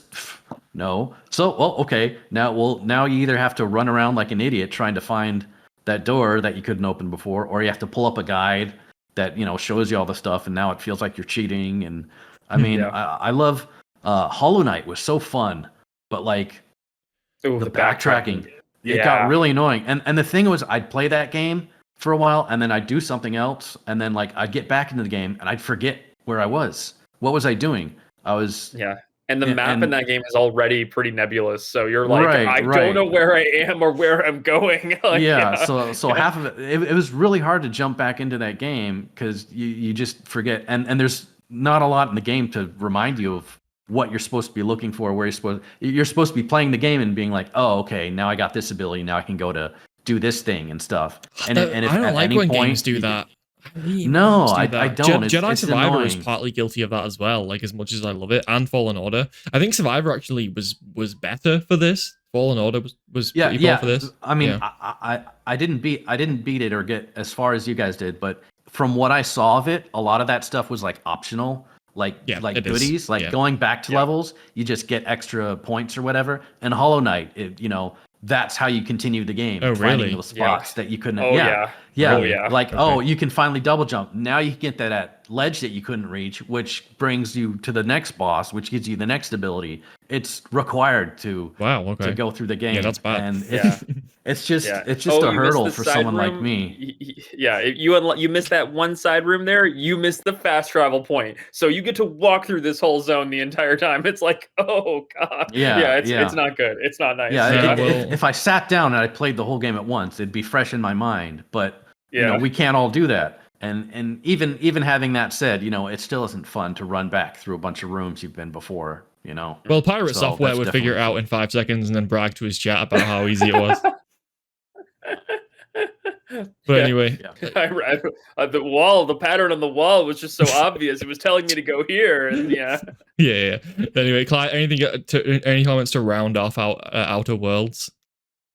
I will just I want to dovetail on one last thing Peter said, which I completely agree, which is Skyrim. Skyrim is almost a perfect analogy to Outer Worlds in that the world is beautiful, the graphics are nice, the fantasy setting is nice, but mechanically the game is extremely simple. Like, you're basically just slapping your sword on things. That same is true in Outer Worlds. Yeah. And if the game's mechanics are going to be that simple, everything else has to be perfect. And in the case of Outer Worlds, it's not. It's not fun to play. Like, it's not fun to just slap or bonk with the same generic weapons. There's too much fun shit in games these days, you know? Like, there's too much fun shit. Like, a good example of this of a game that like didn't have the best everything else, but it had a really fun basic mechanic was Dishonored. Like, teleporting in Dishonored was really fun. That is the movement in that game is fun enough that it would carry most people through the game, because you don't get to teleport in games all that often, and stealth rogue gameplay is a lot of fun. So this is all to say, I wish that games like Skyrim and Outer Worlds were a little more ambitious mechanically and made the movement and moment-to-moment gameplay a little more fun. But in the case of Outer Worlds, it didn't land with me. I'm a little bummed out, nervous for Outer Worlds too, but it is what it is. But yeah, we're good to move on. I forgot about the sequel. Yeah, true. Real quickly, I just want to hit the thing about mechanics, like how absolutely important a good mechanic is. I don't know if you guys played Chivalry. I did, but I don't remember what mechanic you're referring to. So in Chivalry, it's basically a medieval game, and it's mostly melee attacks where you're like swinging your weapons and stuff. But it's not just you're swinging your weapon. You have your horizontal swing. You got like a vertical swing. You have like stabs. You're describing Kingdom Come 2, pal. Yeah, right. You can parry. And like depending on where your swing hits, like if a swing goes from the left of your screen to the right side, like you're swinging it, if they're on the left side of the screen, they'll get hit by the swing earlier than if they're on the right side of your swing. Yep. So it's an active hitbox. It's not just like a hit scan that hits in the middle of your screen. Like and so melee fights in this game are really a lot more complicated than you've seen in like 99% of games. It's literally the whole game. Yeah, and there isn't really any. Yeah, there's zero story in the game. It's just that's just the game. And if I remember correctly, it's you so can good. How you mentioned about the active hitbox and it swings from left to right. You can like flick the screen so that the hitbox moves, right? Isn't that like how that works? Yeah. So if your sword is slowly moving from left to right, you can move your screen to the right, and then that will hit the player. Like so you can so you can change the timing of your attacks, basically. Yeah. And inversely, if you swing to the left when you're trying to the right, it'll swing slower. Yeah. So it'll throw off their timing if they're trying to parry it. So there's a lot of depth to the mechanics. It's literally the whole game, and it's fun. Wow. It's great. And like I said, there is no story. It's just a multiplayer only game. You just jump in a server and you're just fighting another team, and like that's it. And it's so fun. And like and you guys, I don't even have to, say a game name, but you guys know how Melee in like any other game, it's just like you have one attack. That's it. When you swing, it just hits the center of your screen every time. Same amount of damage. You can't block or anything most of the time. It's just a melee. Like, so that's how important mechanic. And you're right. Like, and something, like Skyrim, you'd feel like they'd have more depth to it, but it really is just that you're just spamming the swing button, and they do have a block, but it's really it's really a terrible thing, and it can definitely have a lot of impact on how much you enjoy the game. All right, can I talk about VR for a bit? Yes, I want to hear it. I really want to hear your thoughts on VR right now. So every year, for some reason, it's normally in the summertime, even though that's like the most uncomfortable time to play. But like every year or so, I get back into VR. Like I have my annual VR phase, because it sits around for like some months every year, and then I pick it back up and I'm like, oh, I haven't played with this toy in a while, and I get back into it. I've had a couple. I originally had a Oculus Rift S, which was one of the first like easy to use, like accessible ones. Like you kind of just plug it in, you download Oculus on the PC. This is not standalone, wasn't it? No, the Rift S is not standalone. It's plug into PC. No. Okay. But it was easy to use, easy enough to use. But I'm going to talk about how that's progressed since then in a moment. But like, I remember I played the Rift S at my friend's house, and I hadn't.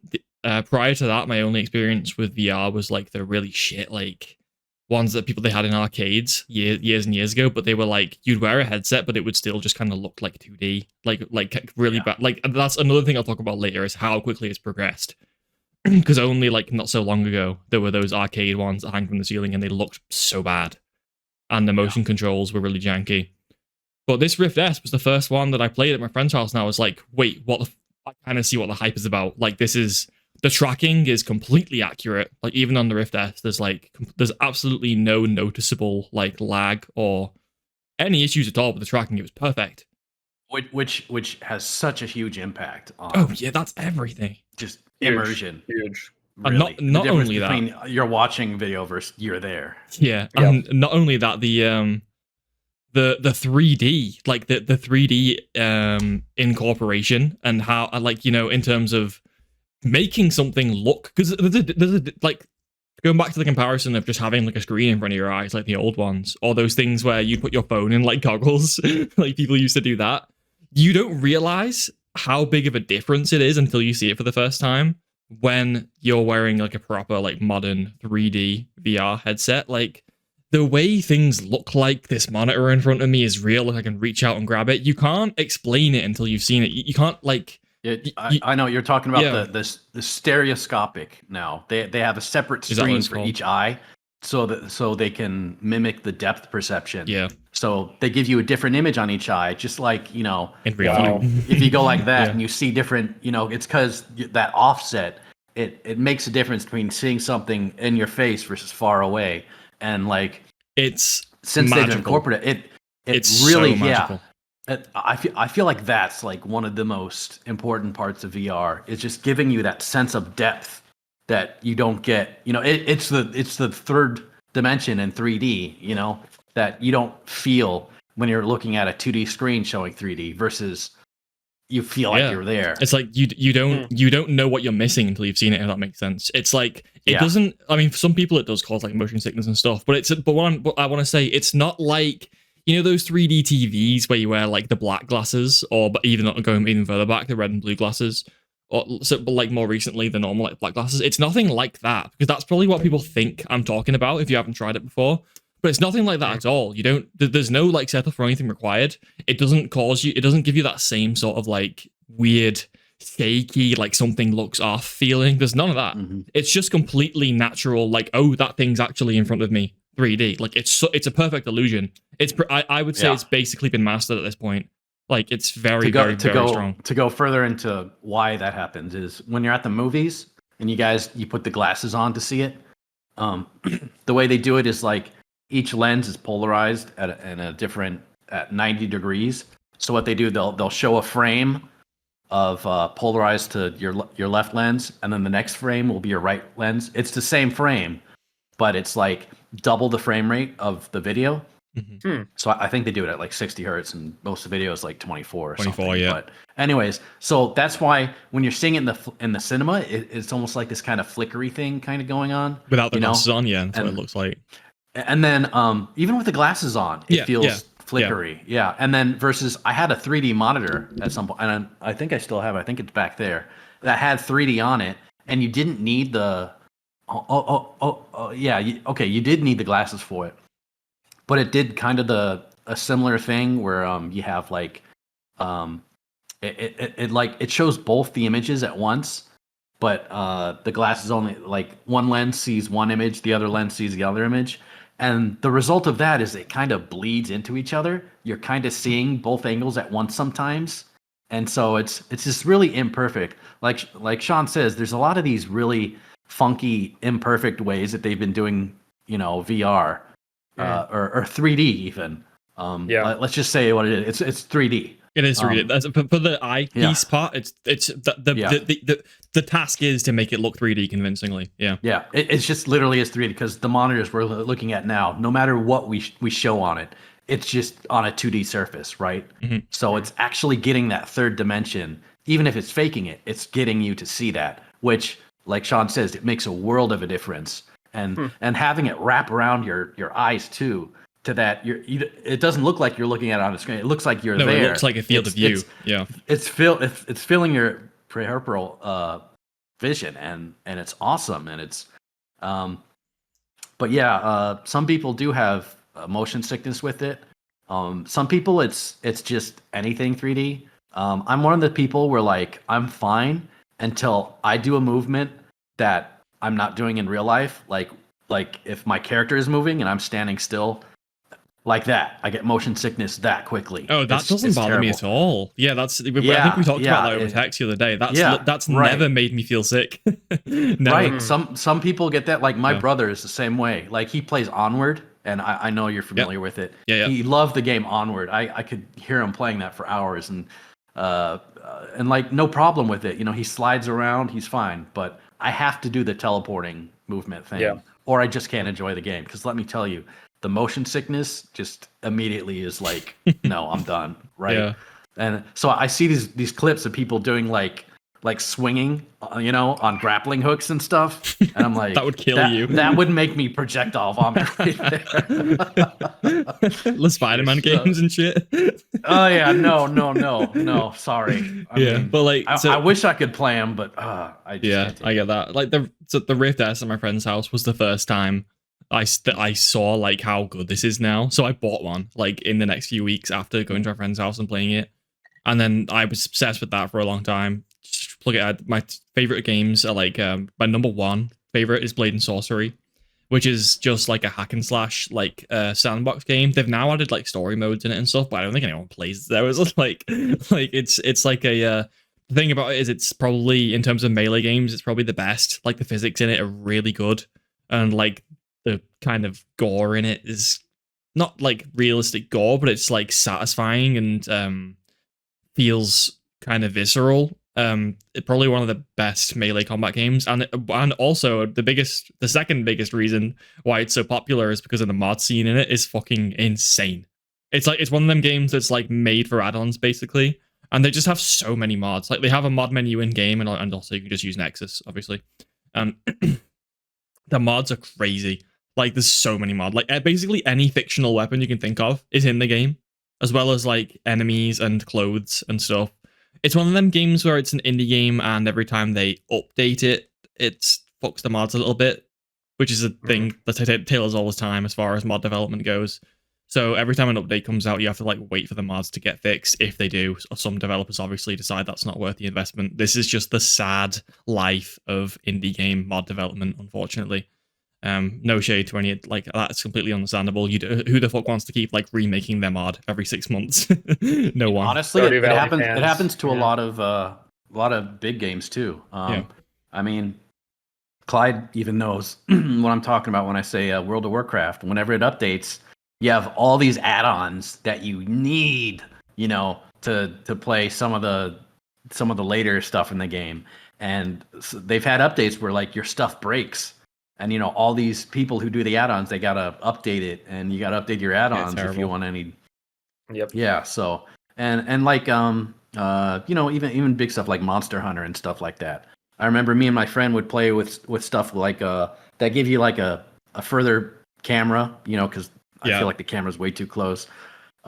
Stuff like that. Like I know he has a couple of visual mods and stuff like that. And whenever they'd update their game, it'd break all the mods, and you just have nothing for, you know, however long it took you to make that stuff. I remember there was a story, I can't remember what game it was, but the people have been asking for an update for a while, you know, and they finally updated, and then, you know, it's like a monkey paw wish, you know, now all these mods that have been working for so long don't work anymore, and it's like, oh shit, we got our update, but damn it, now nothing works anymore. So the community is obviously pissed.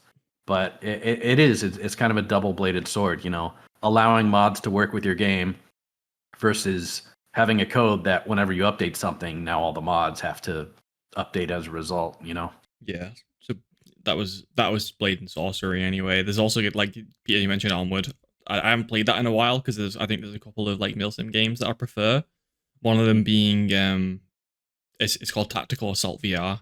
It's a really, really like realistic game, which is funny because it looks like they haven't like, it doesn't have like complex graphics. They've made it look like simple. It kind of looks pixely a little bit, but it's like in terms of gunplay and animations and the way it looks like visually, in terms of like the way you hold weapons and the way the sounds and the way everything plays, like the gadgets and the night vision and stuff, is probably the most realistic, like I would say FPS. I don't know what to call it, like a shooter. I'm guessing that's joystick movement too. You can, well, all these games have options between teleport and okay. Okay. Yeah, That's good. that's Yeah. normally a choice. In like every popular VR game, that's a choice. Yeah. There's a few other games that I bounce back and forth between. there is one that actually doesn't make. I don't know if you'd see a pistol whip. Yes, I'm familiar with Pistol Whip. Yeah, Yeah, that's like the yeah, that fast-paced one. one, right? Like you run around, like you like on rails kind of.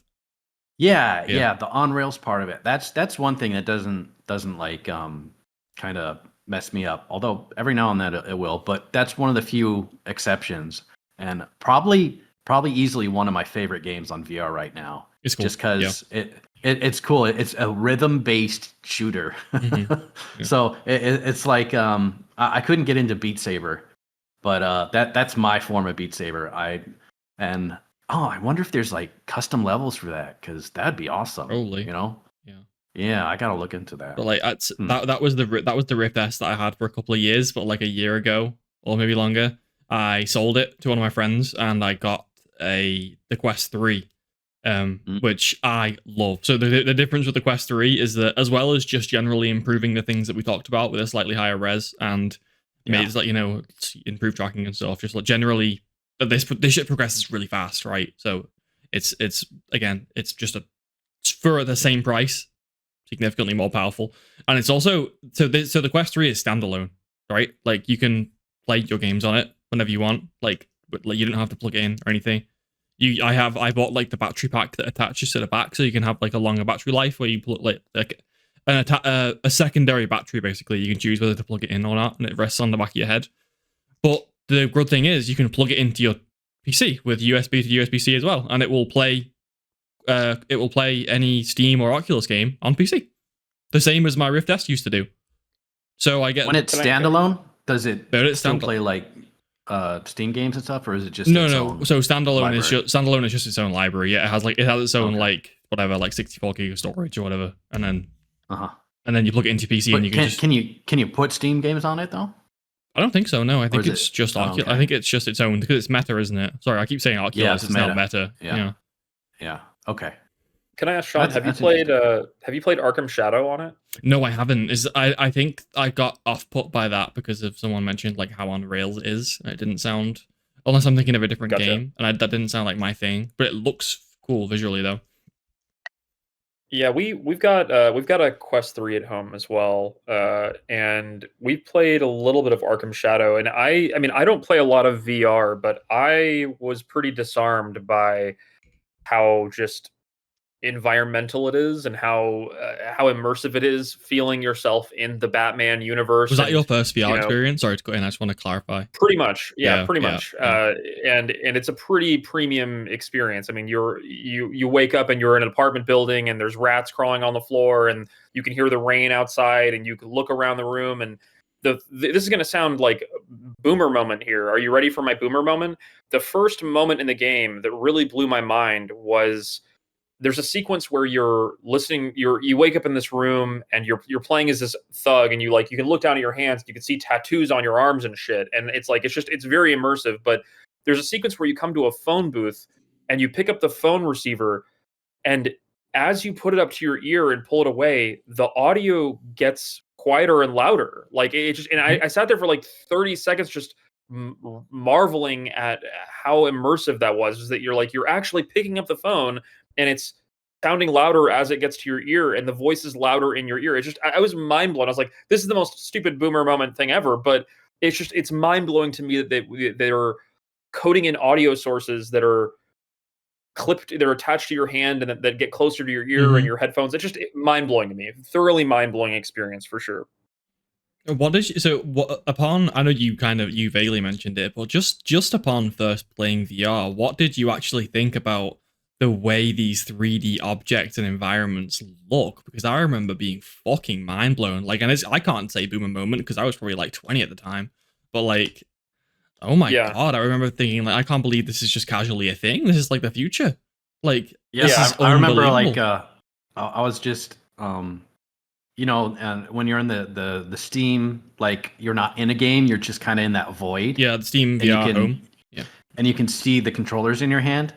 I must have sat there for like at least 10 minutes, just looking at the controller, just like rotating it around, like moving it further ahead of me, like, whoa, just marveling that I could see this controller. And then you can look up, you can see the lighthouses, set up in your room where they are, and like just marveling at that. And then when you're in a game, I just like putting my face up to surfaces, see how close I can get to them, and it's definitely something that's like super trippy when you get into it, and even still, it's just especially when you haven't played it for a while, you put it on and then you're just suddenly there, and it's unbelievable. It's unbelievable. And after you've played it enough time and you take the helmet off and you're like, oh yeah, I'm in my living room. You're like back to reality. There's this weird vibe you have when you're back and you're like, I didn't go anywhere. I've been here this whole time, yet this is reality. You're using using the Valve Index, right?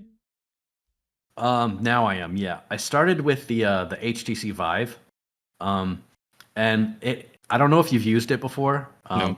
But it was one of it's obviously the first generation. So it had like this screen door effect thing where you could see the pixels, which was kind of off-putting, and kind of it hurt the immersion a bit. Yeah. So when I got the HTC Vive, or not the HTC, but when I got the Valve Index, there was none of that. It was gone. It was just you were just looking at the image, not the pixels.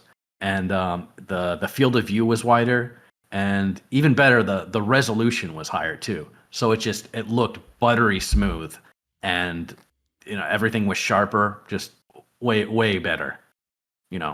Definitely a huge improvement in Generation 2. Yeah, generational leaps here are going to be massive year on year, I suspect, for a long time. And I will just say, to piggyback on what you said earlier, Sean, the Quest 3 is an incredible value proposition. Like it is like, for the price of entry, you get a very compelling, basically computer. I mean, basically, like, it's basically a computer that has like a web browser and that can do documents and that can also play games. And there's a topic here that I think we should address, but I don't want to get y'all in trouble. So I'm just going to say this. What the fuck? I'm going to say this off the record. So feel free to cut this if you want to cut this, Sean. Okay. YouTube algorithm, don't listen. Don't listen to the YouTube algorithm. It is the pornography sector. That I think, if you don't know that, most people know that personal computers were exploded in popularity because of the rise of pornography on the internet. That was the industry that pushed home computers in people's homes in a lot of weird ways. The rise of pornography. Don't you mean the internet? Yes, the internet. Yes, the internet, aka the pornography industry. But I think, and this is something that I suspect highly, is that as pornography fidelity goes up, and as those experiences become crazier and people like realize, whoa, pornography on this thing is crazy, I think that's going to have a huge like knock-on effect in this area as well. I mean, no one was buying computers at home for word processors. People, like, it is a little known dark secret that the pornography industry really accelerated home computer sales growth.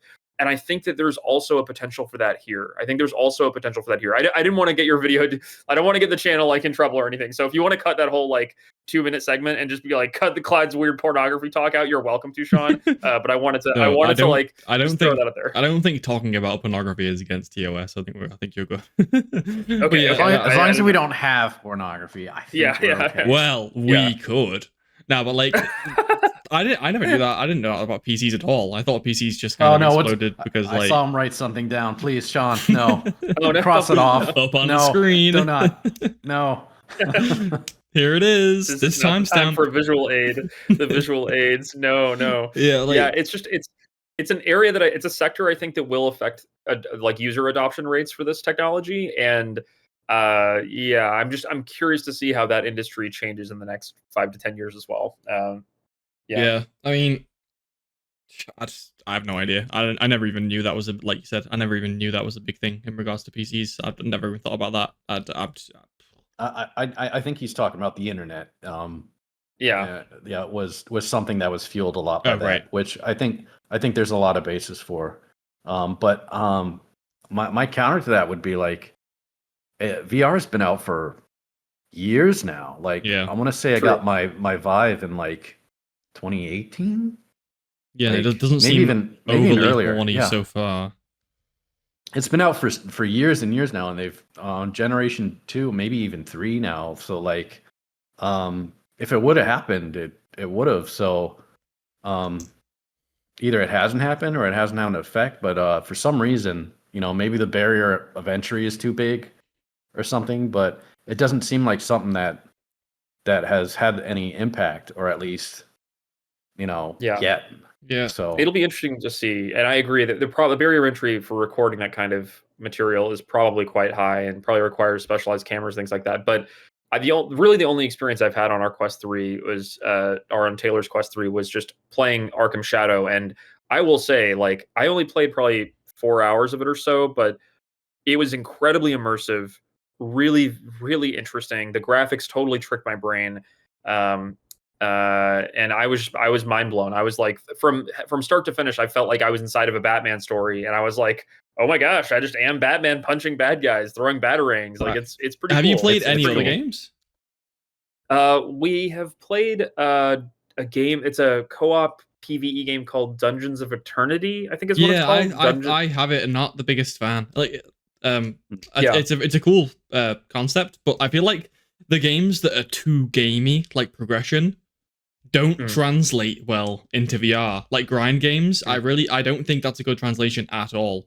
Like there's a lot of companies that have tried, or indie devs that have tried to make like, big like RPG. There's one called Wrath of Asgard, I want to say, or Wrath of Asgard 2. That's like that was one of Meta's like big releases.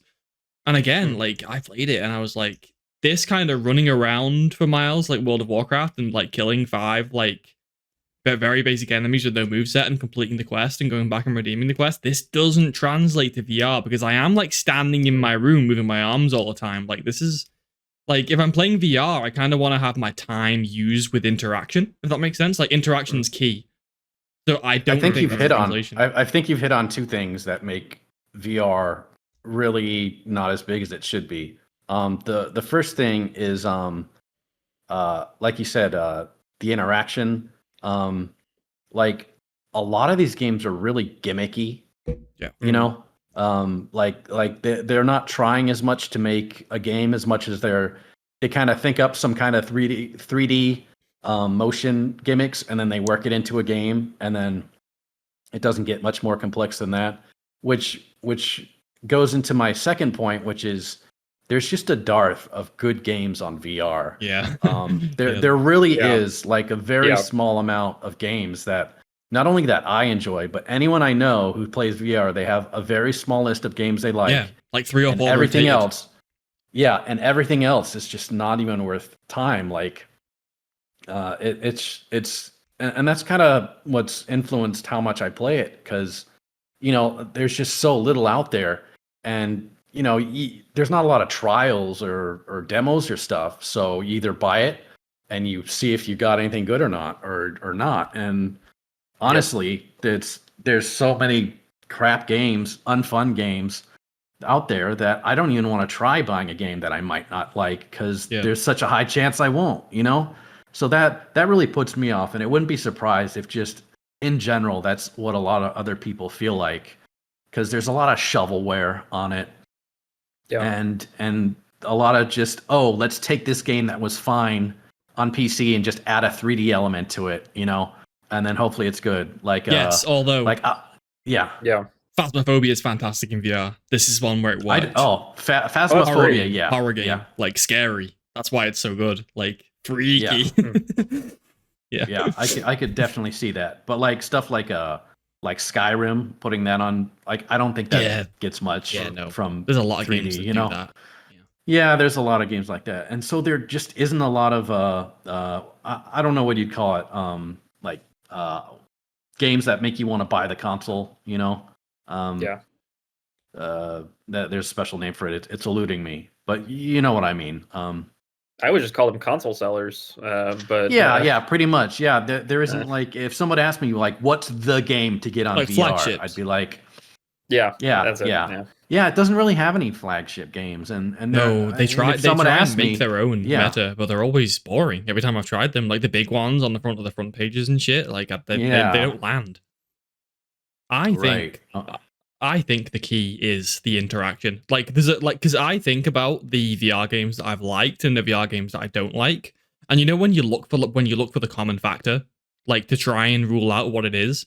And for me, the common factor is the interaction and how real and how cool do the things that you're doing with the tracking feel. For example, I mentioned how Phasmophobia I think translates well. There's a good reason for that. In Phasmophobia, the tools that you use, it's relevant where you like place them and how you move your hands in the game. It's really relevant. So, for example, in Phasmophobia, you walk up to a counter, you turn on the camera with your hand in VR, you put the camera down on the counter, and it just stays there. This is like an interaction that feels like real life, and this is cool. And obviously you're holding a torch at all times. You can just wave the fucking torch around. You can do whatever you want with the torch. You're not tied down to like the keyboard and mouse. You're using the EMF scanner. You're like, you're moving it around and stuff. You're moving stuff all the time. Cameras, sensors, whatever. So for me, and like in terms of my enjoyment, I figured out that it's entirely how relevant is the actual physical VR stuff that I'm doing to the game. If it's high, then I'll enjoy the game. But if it's like, for example, I tried Half-Life Alyx, and as much as I thought it was cool, there was a lot of like walking around and like listening to people speaking and stuff and doing very minor, not that interesting interactions. So I ended up thinking, I don't need to be playing this in VR right now, at least for the last like hour or so. Then you get like the cool action scenes and stuff, and you get the cool things that you do interact with. But it has these, it's like a full game, right? Whereas I don't think VR benefits these full games where there's like downtime and stuff and like slow things happening or like other things going on. I don't think VR suits that at all. And I think that's something that developers will have to figure out like as time goes on and maybe figure out how to like alleviate that issue. But I do genuinely think that's a big problem. These long full games, like in terms like kind of like games that you play now when you're sat at a desk, comfortable. It's not a direct translation. The games have to be different. You can't just do the same kind of games. I think that's what I'm realizing. That's another factor too. I didn't even think about. But when you're in VR, and there are VRs where you can like sit and do it. You can sit in there's most. setups where you can do that. Yeah. Yeah. But for a lot of people, part of the immersion is you're standing in the space and standing. you're doing, and even when you're sitting, you're doing a lot more activities with your arms, So a lot of that is when you're playing something, it's weird to be playing a game and like your arms are tired, Like maybe you're swinging a sword, or like you're just moving up and down a lot, or like boxing games. Man, that beat the crap out of me. They're fucking me and my brother were playing boxing games for a bit, and we wouldn't play more than like 10 or 15 minutes because we'd just be exhausted from all the swinging, and you're swinging holding the controllers too, so it's rough, but man, it's fun. But it's just a completely different game. If you're doing that on PC, you'd be doing it for hours, no problem. It's a completely different aspect that's new to the whole system. It's just the physicality of it, And even when you're just standing up, walking around a room, it's sometimes you're just like, I've had enough standing, or I just want to sit, or my neck kind of hurts from having to look all around constantly. Like it's something that can limit your gameplay or even your enjoyability of something. And honestly, even just having the headset on, it can make you hot. Like it is Sean was like Sean was alluding to. It really can ruin your experience when you're just like sweating profusely and like I gotta take this thing off. I gotta wipe this thing down. Yeah. So there's definitely factors that you have to take into consideration when not just as a player but as a developer too.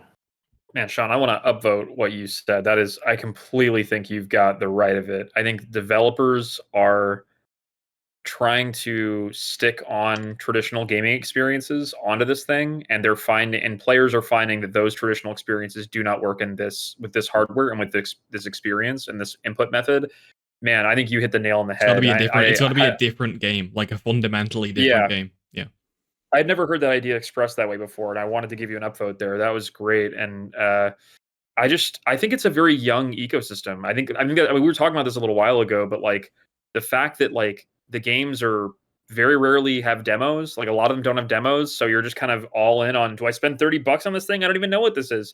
That's the sign of a young ecosystem that's not very confident, right? That doesn't they are just trying to get people in as quickly as they can, to sell tickets as quickly as they can. And yeah, I don't know. It's going to be interesting to see what happens in this space over the next 5 to 10 years, like whether it becomes a more AR type of integrated experience where we have like maybe lighter goggles or kind of things that can also transition to more dedicated experience. It's going to be interesting. I think I'm very curious, because when the experiences are good, they are very immersive and they are very fun, and you do feel like Batman beating up thugs and flying around, and that's awesome. Yeah. But at the same time, it's like you said, like no one, it's like Peter said, no one wants to sit around and listen to other people talk for 2 minutes and feel that disconnected from the world and feel closed off and dark. And it feels very like it feels like a very disconnected experience at this moment. And I'm curious to see where the technology goes. But man, the Batman moments do hit, but there's probably a good reason why I don't play it every day. It's like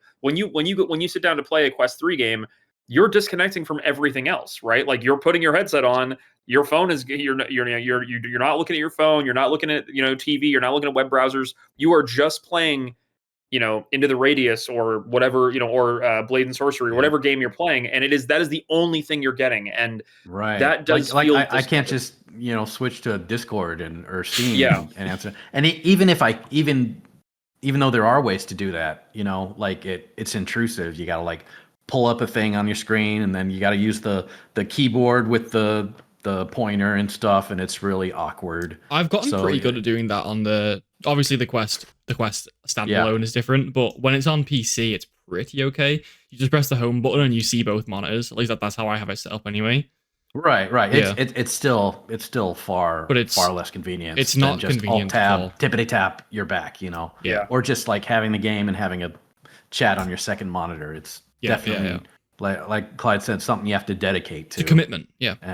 Yeah. And it's not something you can just pull off the helmet, do something, and then put the helmet back on. No. It's definitely, and you're talking about the demos and stuff. You can't just have like a video of 3D. I mean, you could, but like you'd have to put on the headset to see it properly or something. So you have to watch people play it on 2D, and and it doesn't have the same impression that if you were to see it on 3D. And you know what? Getting back to your point, Clyde, getting back to your point on porn.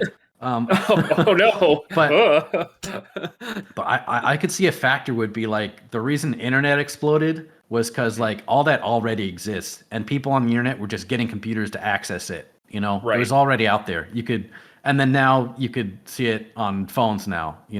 Right. And it's 2D. It works on everything. But like if when they have to make 3D media, then it could only be seen on 3D, right? So they have to make special media for it. Now it's a completely different library, and people with 2D devices can't see it anymore. Or if they could, it doesn't look anything. It just looks weird. So I would think that's a big hurdle for that. Is that now they have to redo everything. Nothing previously can be done.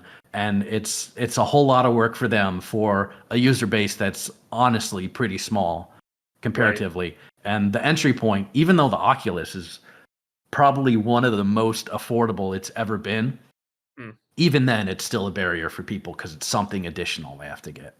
It is. I think this concept of transparency is really key to me. Like this constant this barrier of like I have to dedicate time to play my VR game.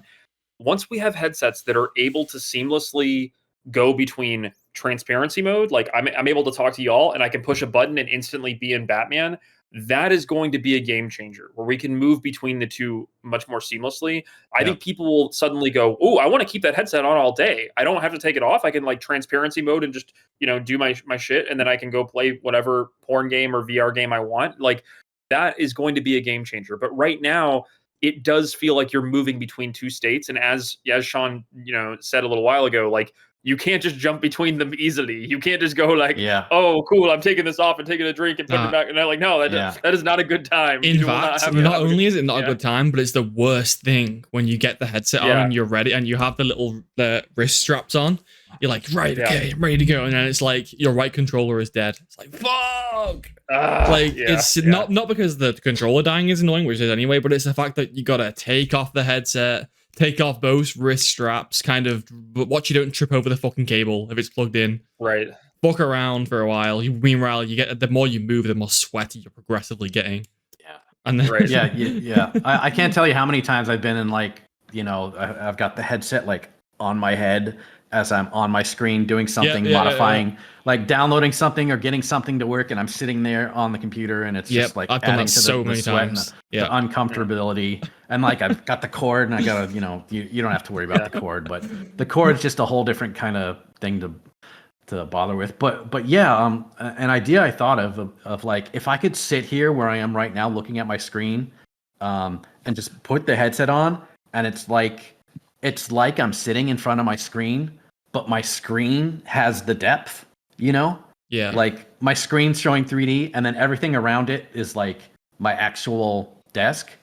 I feel like not only could that help me with my motion sickness because I have a frame of reference, I can play FPSs on my game hours and no problem.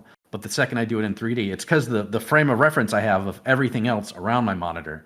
Which is why some games on VR, when you're in like a cockpit or in like a car that you can see, like the motion sickness isn't as much of an issue because the point of reference. So like not only would that help, but like just if I was seeing my exact screen but with depth, then I could just alt tab and do switch tasks, or like shift tab and respond to someone on Steam. And I got my keyboard right here and I got my mouse. That'd be great if I could just use my mouse and play FPS shooters and then just have that extra depth, not have to worry about the controllers. But I feel like that's something that could really, and maybe somebody did figure out how to do that. But if they did, then it's probably just some mod or some small program, that's made. But I feel like just something like that could help a lot with it, especially with the integration of the old, what I'm doing right now versus the new, putting on the headset and getting into the whole thing, Yeah. Big studios right now, like to Sean's point earlier, big studios right now think that like the solution to get adoption rates to go up is to make bigger RPGs and make bigger games with more random bullshit. But that's not what's actually going to drive adoption rates here. It's actually lowering the threshold between the in and the out. It's the transparency and the non-transparency, and it's going to be real. I think hardware is a big factor here. Like hardware is a huge barrier here, but like the software. Also, I have to say, like, it's very obvious to me. I think it's very obvious to most people who've played these things.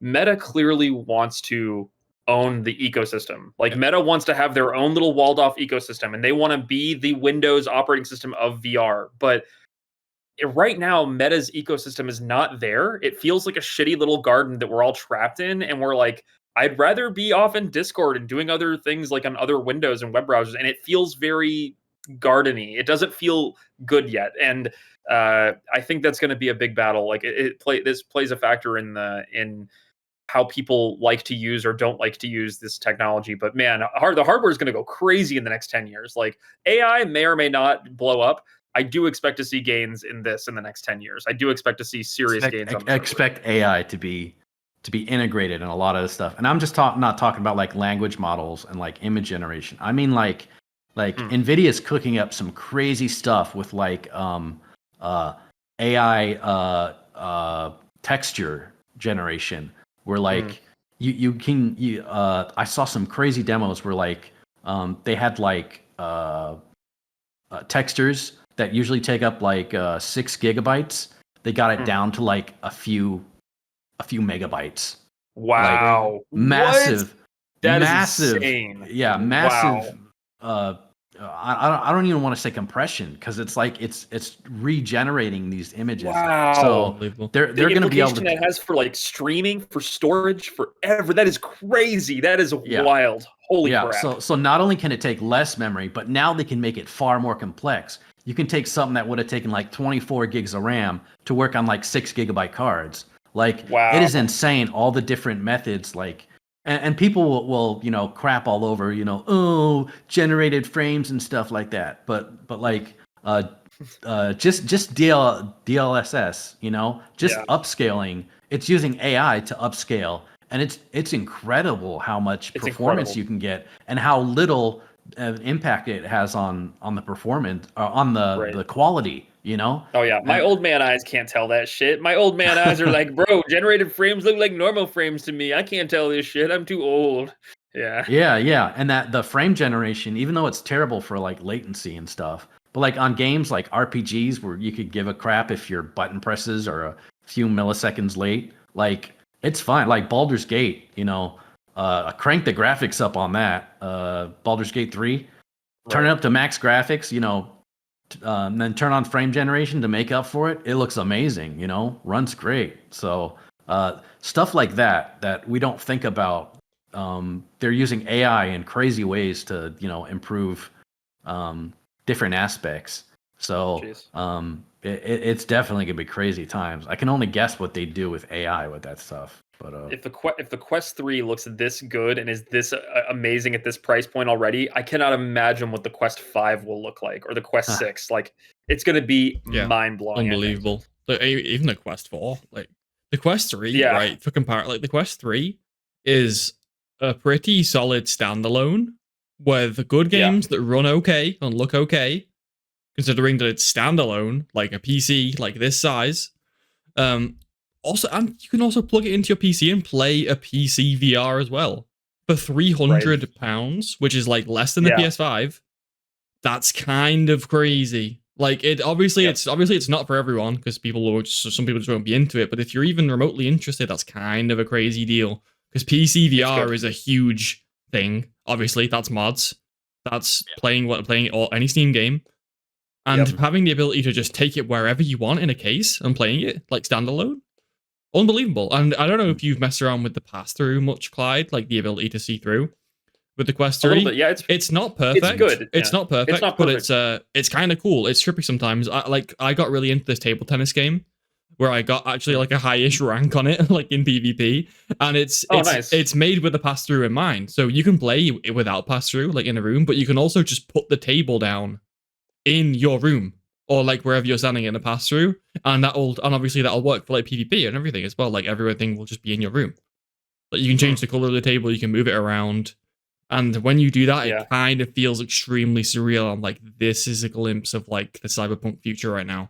Like, I think that's what a lot of developers are sleeping on, because a lot of these devices are capable of that. Like even the first one I got, the Vive, it had a little camera on the bottom of the headset, so you could see, the real world, I guess you'll call it. Yeah. And like they even have a little toggle, so you could like when you're in VR, you could press the button, and now you're seeing your room in case you needed to like move something or do something without taking the helmet off. So the augmented reality aspect of it. Yeah, I was going to say, I think that's what you'd refer to as AR, right? Yep.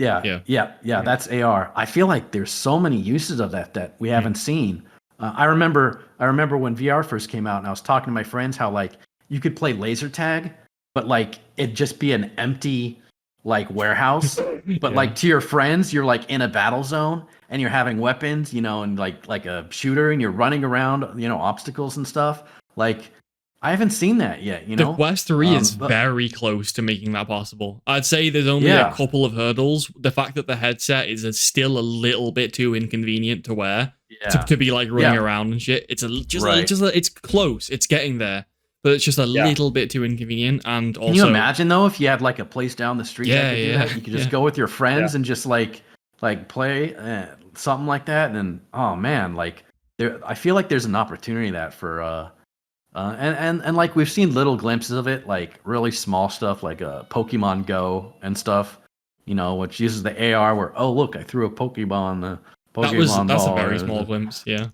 Yeah, but like there's so much more they could do it. Like the whole table tennis thing that you're talking about. You literally it looks like you have the table in front of you, Yeah.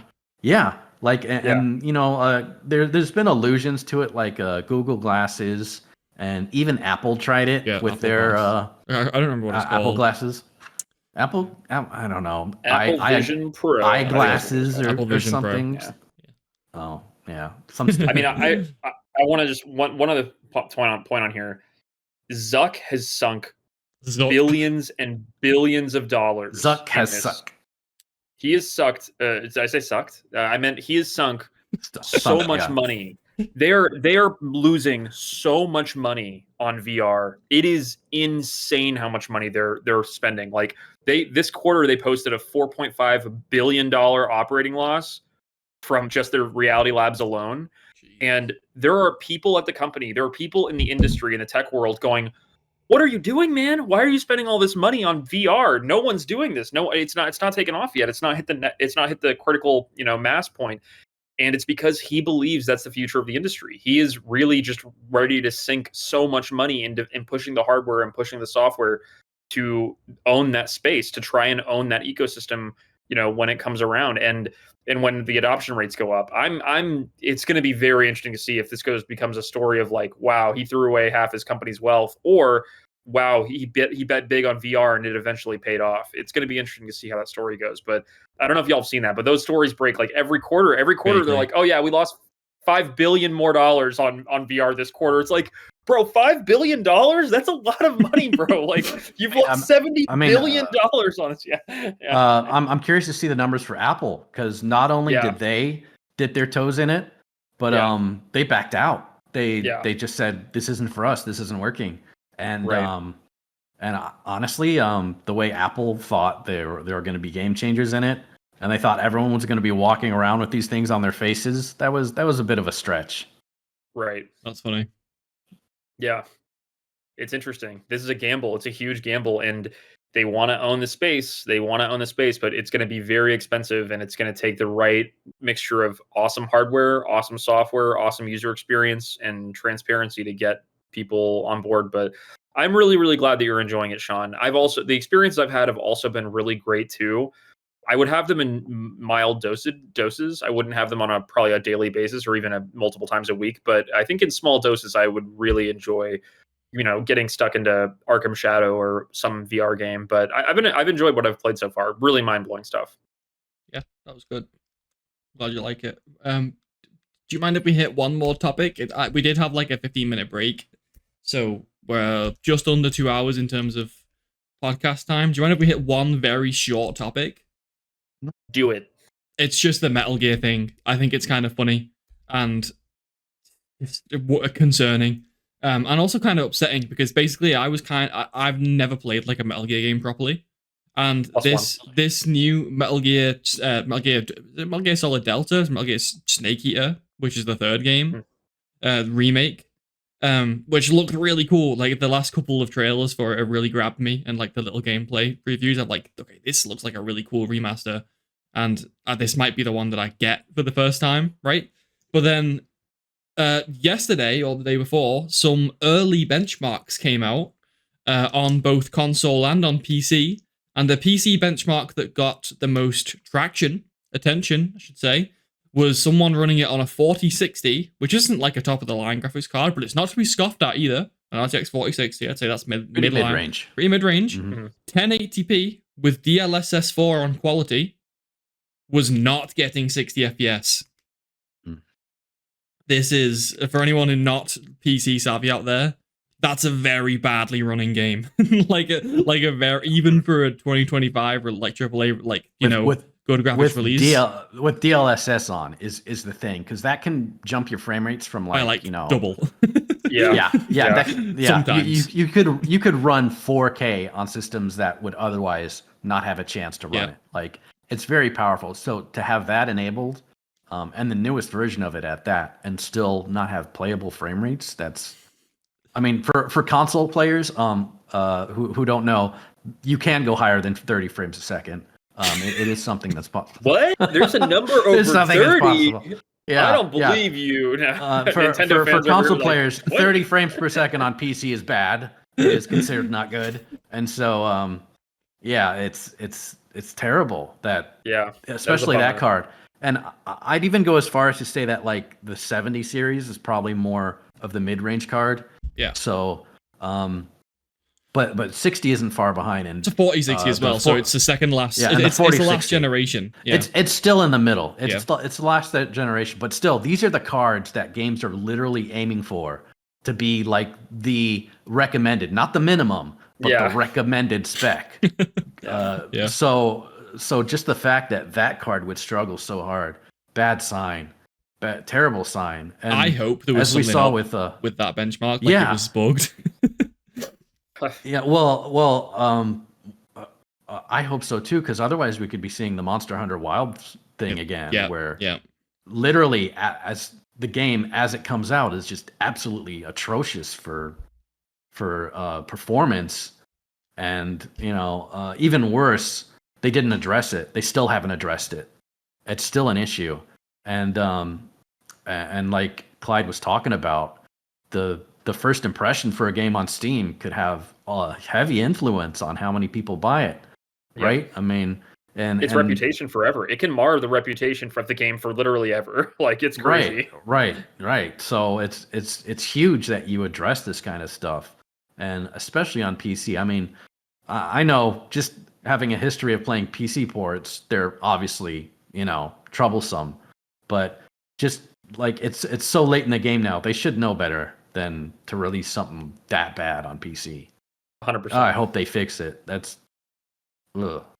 So Can't imagine it's also concerning because a lot of PC gamers don't even have a 4060. They're running even weaker cards, so it's like they're seeing that benchmark going cool. Exactly, most. Hey, at least half. So it's like it's like cool. I can't even run that at all. Like it's disqualifying. It's like well, I'm bummed. Yeah. That's what I'm saying. This is the recommended they usually have. The minimum they have is probably like what, like a 3060 or 2060 or 2050 or something. Like so people with those kind of cards, imagine having a card that's less than that. Then man, not even being able to push 30 frames. 1080 in 2025, inexcusable. Well, I want to say, if you're a console player listening to us say this, you're probably thinking, you're just PC guys, right? Like, there's always issues on PCs. I'm so safe. Wrong. On PS5, this game is apparently struggling to reach 60 FPS and is dropping as low as 720p in resolution. Oh, man. As low as, obviously not all the time, but as low as, in order to try and hit the 60 target, which it is not hitting in the current build. Sorry console players. Yeah. Even Wilds ran okay-ish on consoles, didn't it? Was it just PC who had the problem? No, that's similar. But Wilds was similar. It was below 60, and it was also like the adaptive resolution was like dying for half of the game. Oh no! Yeah. Oh man! That's what Wild. That is rough. This basically sounds exactly the same, to be honest. Like that's exactly what Wild sounded like felt like. Yeah. I mean, I've been used to the optimization thing where runs fine on console, but the PC port is terrible. I think you even mentioned Halo the remaster or whatever. Mm-hmm.